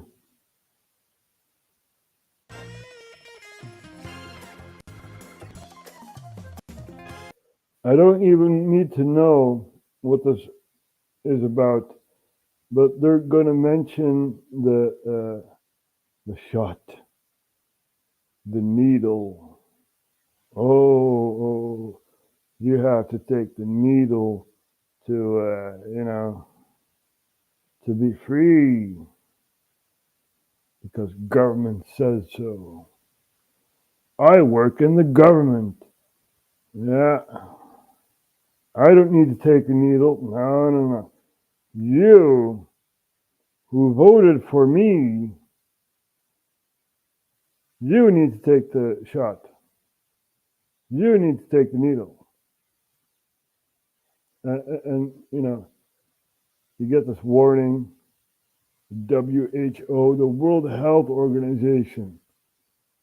Who the hell are you to decide, you know, how to see a video? You know, they probably mention it, but, you know, I don't understand. It's all about power and control. Oh, you need to trust the World Health Organization. Yeah, right. Trust that guy. What's his face? Who used to be a health minister in Ethiopia, you know, covering up all these diseases and stuff. We need to trust that guy, right? Kind of weird, right? They don't care. It's about power, control. That's what they want.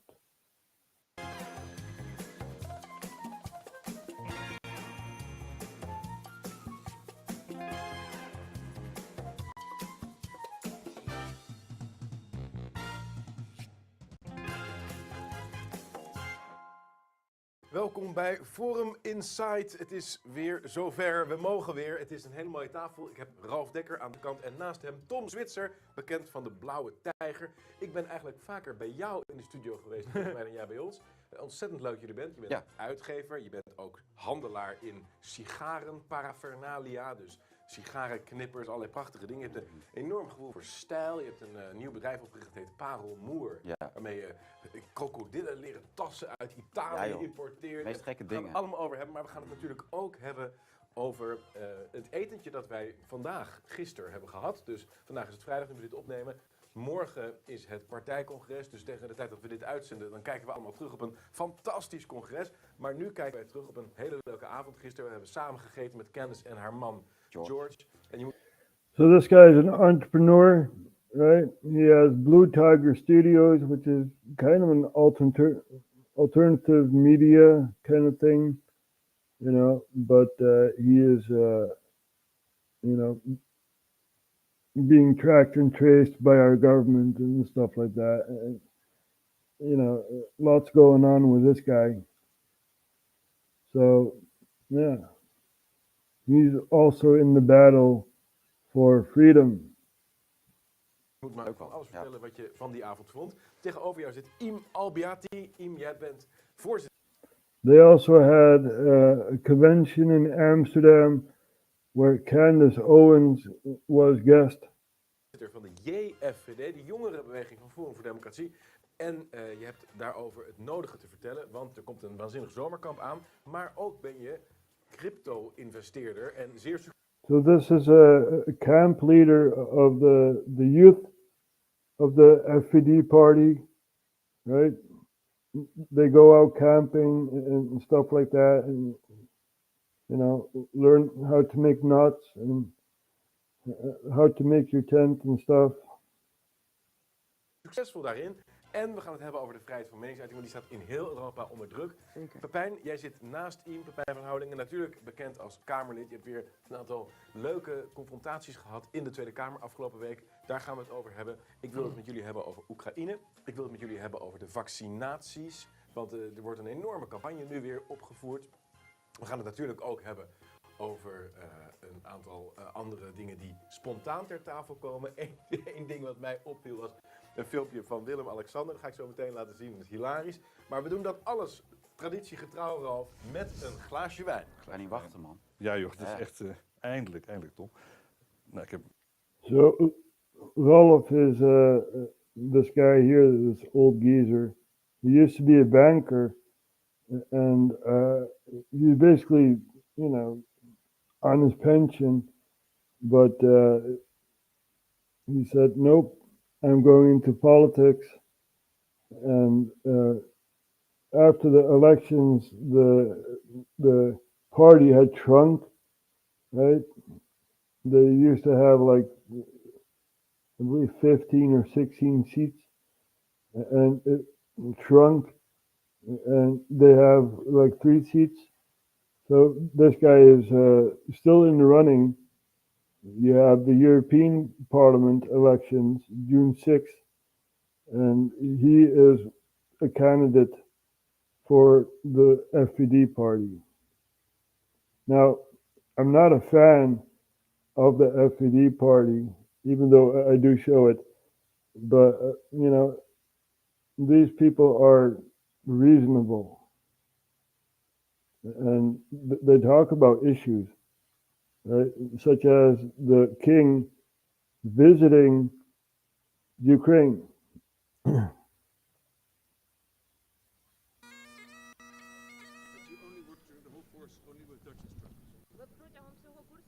Ik ben hier met mijn eenheid om Oekraïense trainees en instructeurs op te leiden. Dat doen we in 5 weken tijd. En daar zetten we onze eigen Nederlandse mensen voor in, samen met de Schotse eenheid en samen met Noren die ook dezelfde training verzorgen hier in Noord-Engeland. So the soldier had said, we are here in the north of England doing a training with Scotland and Norway, and the king came to visit, right? Very small way to train you guys and do an amazing job in the Ukraine. So I'm very proud of you. Голландських, норвезьких інструкторів, які передають свій досвід їм. Це дуже добре, тому що в наших реаліях зараз в Україні дуже тяжко навчати, дуже немає часу, та із-за ракетних небезпек тут все тихіше, тут все спокійніше, і вони отримують більше підготовку, ніж вони могли б отримати у нас. Waarom vindt u het belangrijk om hier een bezoek te brengen? Het is heel duidelijk ook om hier, het is natuurlijk ook steun aan Oekraïne, maar het is ook steun aan de Nederlandse mannen die hier dag in dag uit werken om in de kortst mogelijke tijd, veel korter dan er in Nederland eigenlijk voor uitgetrokken wordt, maar wel op hetzelfde niveau infanteristen worden afgeleverd die ingezet kunnen worden aan het front. En als je ook alle Nederlanders spreekt die hier bij betrokken zijn, dan straalt gewoon de trots af dat ze hun steentje eraan bij mogen dragen op deze manier om deze mensen op te leiden.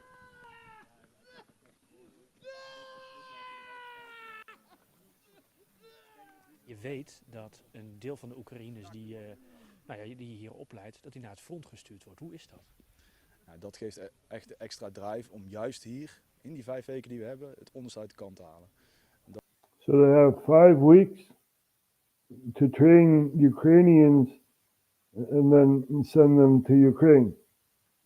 And there's also a Dutch delegation, a small army that goes to Ukraine. Right? This is what the king proclaims. We have to support Ukraine. Now, according to our demissionary prime minister, he had said, nope, no Dutch people are going to Ukraine. Nope, nothing wrong here. Dat niet alleen voor mezelf, maar ook voor mijn mensen. Dat geeft net dat extra stapje dat we extra elke keer weer bij willen zetten om ze juist die survivability juist te vergroten door ze 5 weken training te geven. Interflex heeft natuurlijk al, waar Nederland op tijd bij betrokken is, heeft ook geleerd dat je niet te emotioneel betrokken moet raken en niet veel contact moet houden met degene die je opgeleid hebt. Speciaal hier vanwege dit. Want dat doet ook ontzettend veel als je natuurlijk weet dat deze mensen heel veel daarvan het niet gaan overleven. I'll cherish it with all my heart. Thank you very much and wish you all the best. It means very much to me. Thank you very much. Nou, ik begrijp, dit is van zijn eenheid. En hij zegt van ja, ik kan niet veel geven als militair, maar dit is wel mijn eenheid die aan het front strijdt. En dat vind ik het hele bijzondere van dit cadeau.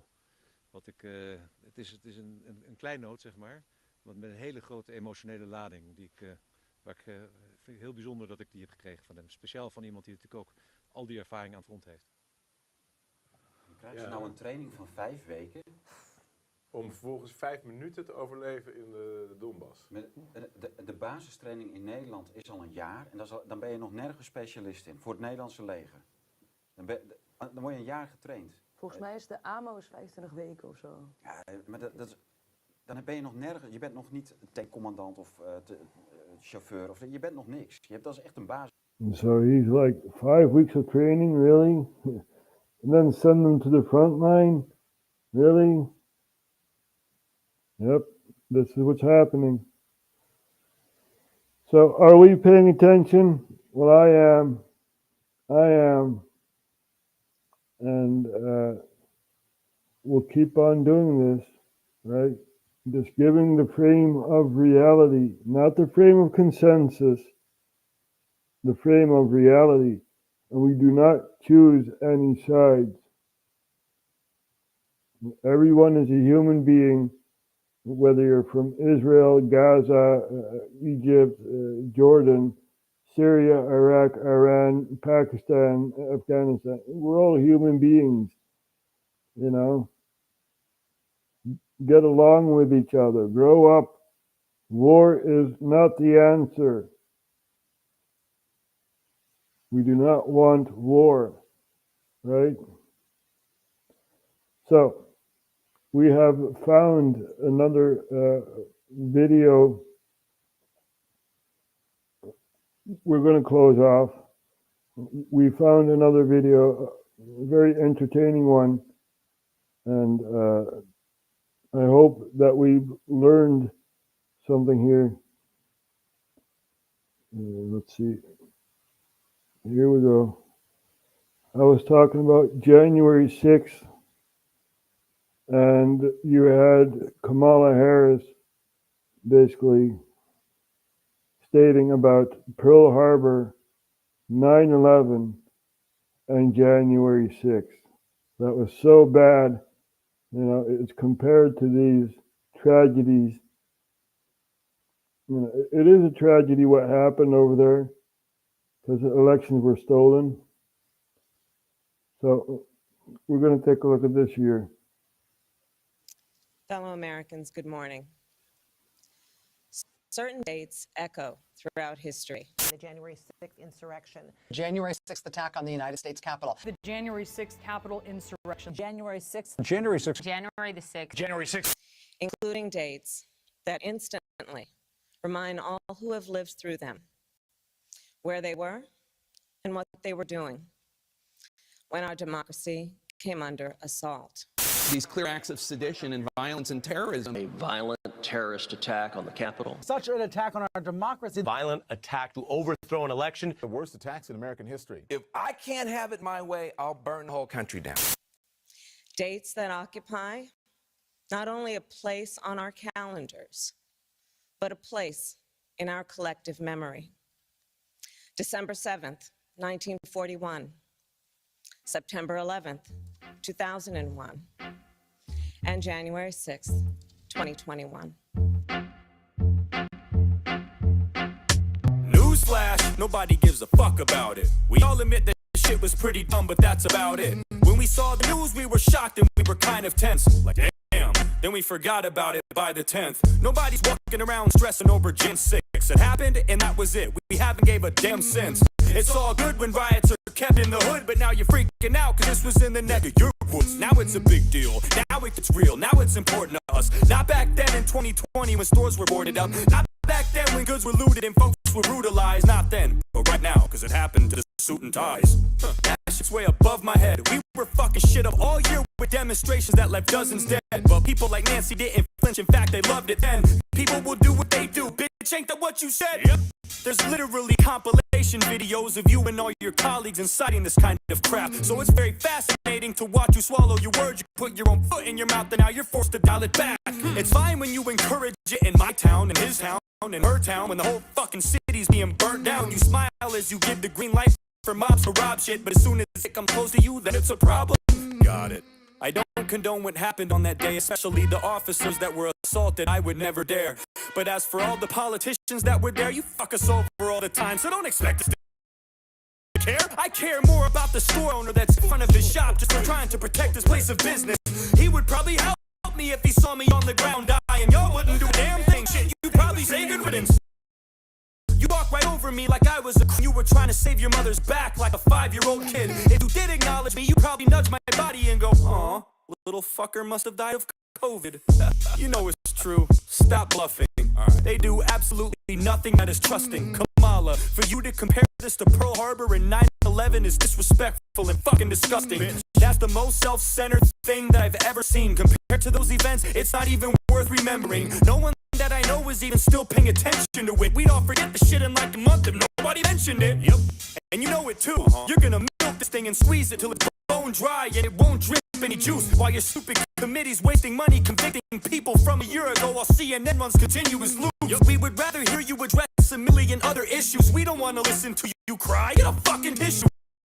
So many things could be dealt with in a jiff, but you would rather sit in front of us and smell your own shit. I refuse to show concern for a group of people I have no respect for. I won't go there. I'm not happy about it. I'm not mad either. I'm just neutral on the issue. I just don't care.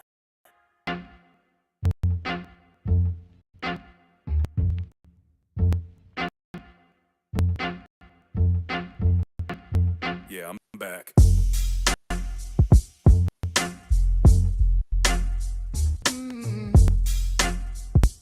So this is Samson, right? I don't know if I'm allowed to play a song, but whatever, man. It's on YouTube. And, you know, he's got lots of other rap songs. I also like this one, right? Put a cherry on top.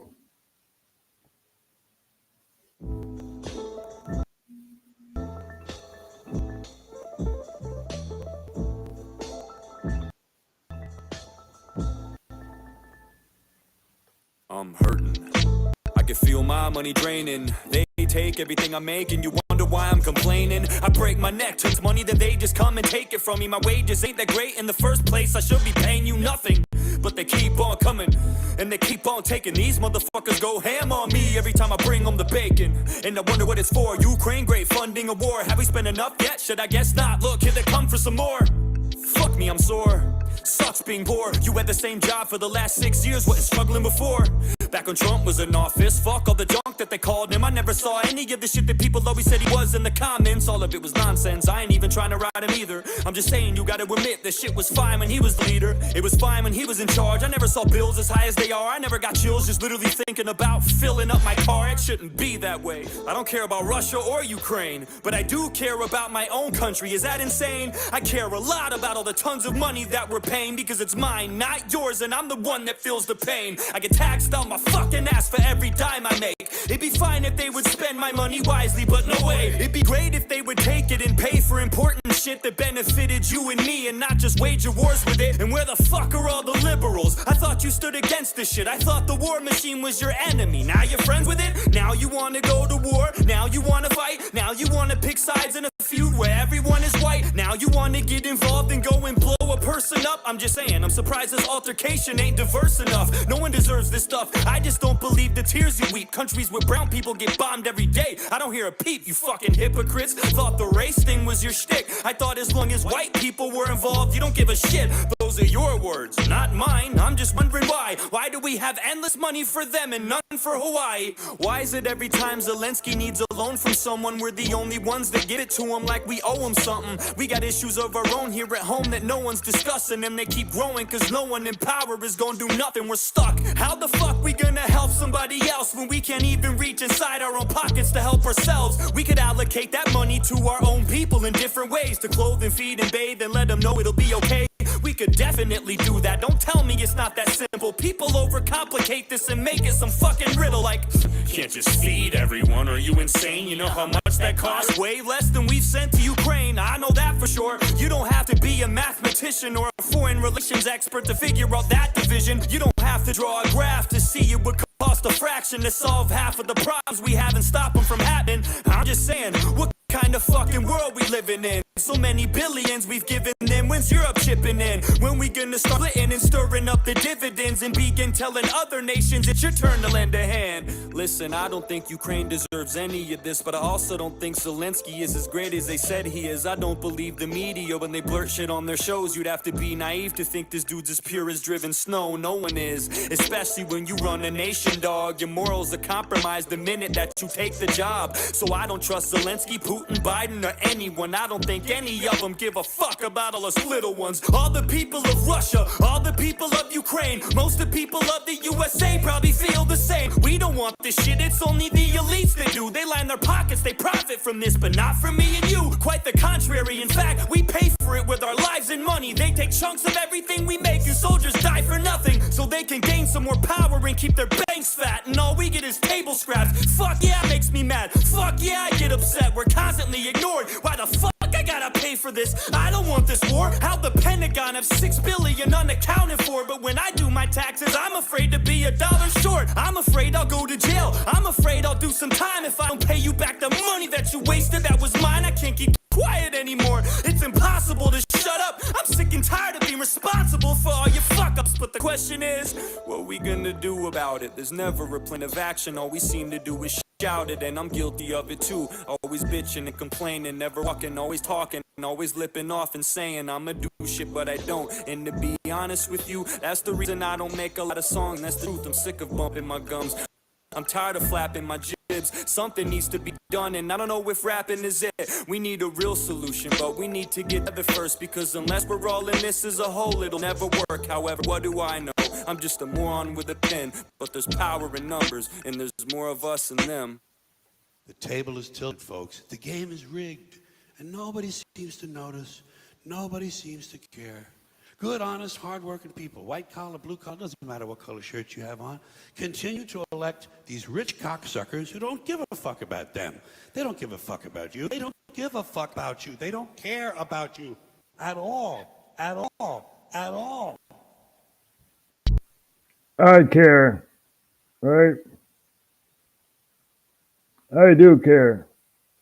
I care about the people in Afghanistan.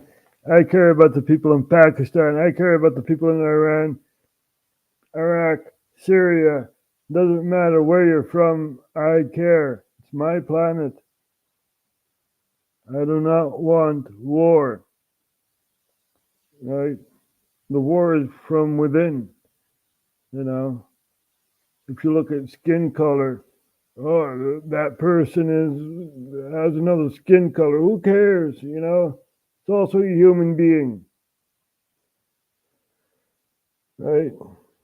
We have to share this planet, not destroy it. We are on the brink of a nuclear war. So, anyway, I've said enough. We will be back tomorrow. And thank you for watching. And see you guys next time.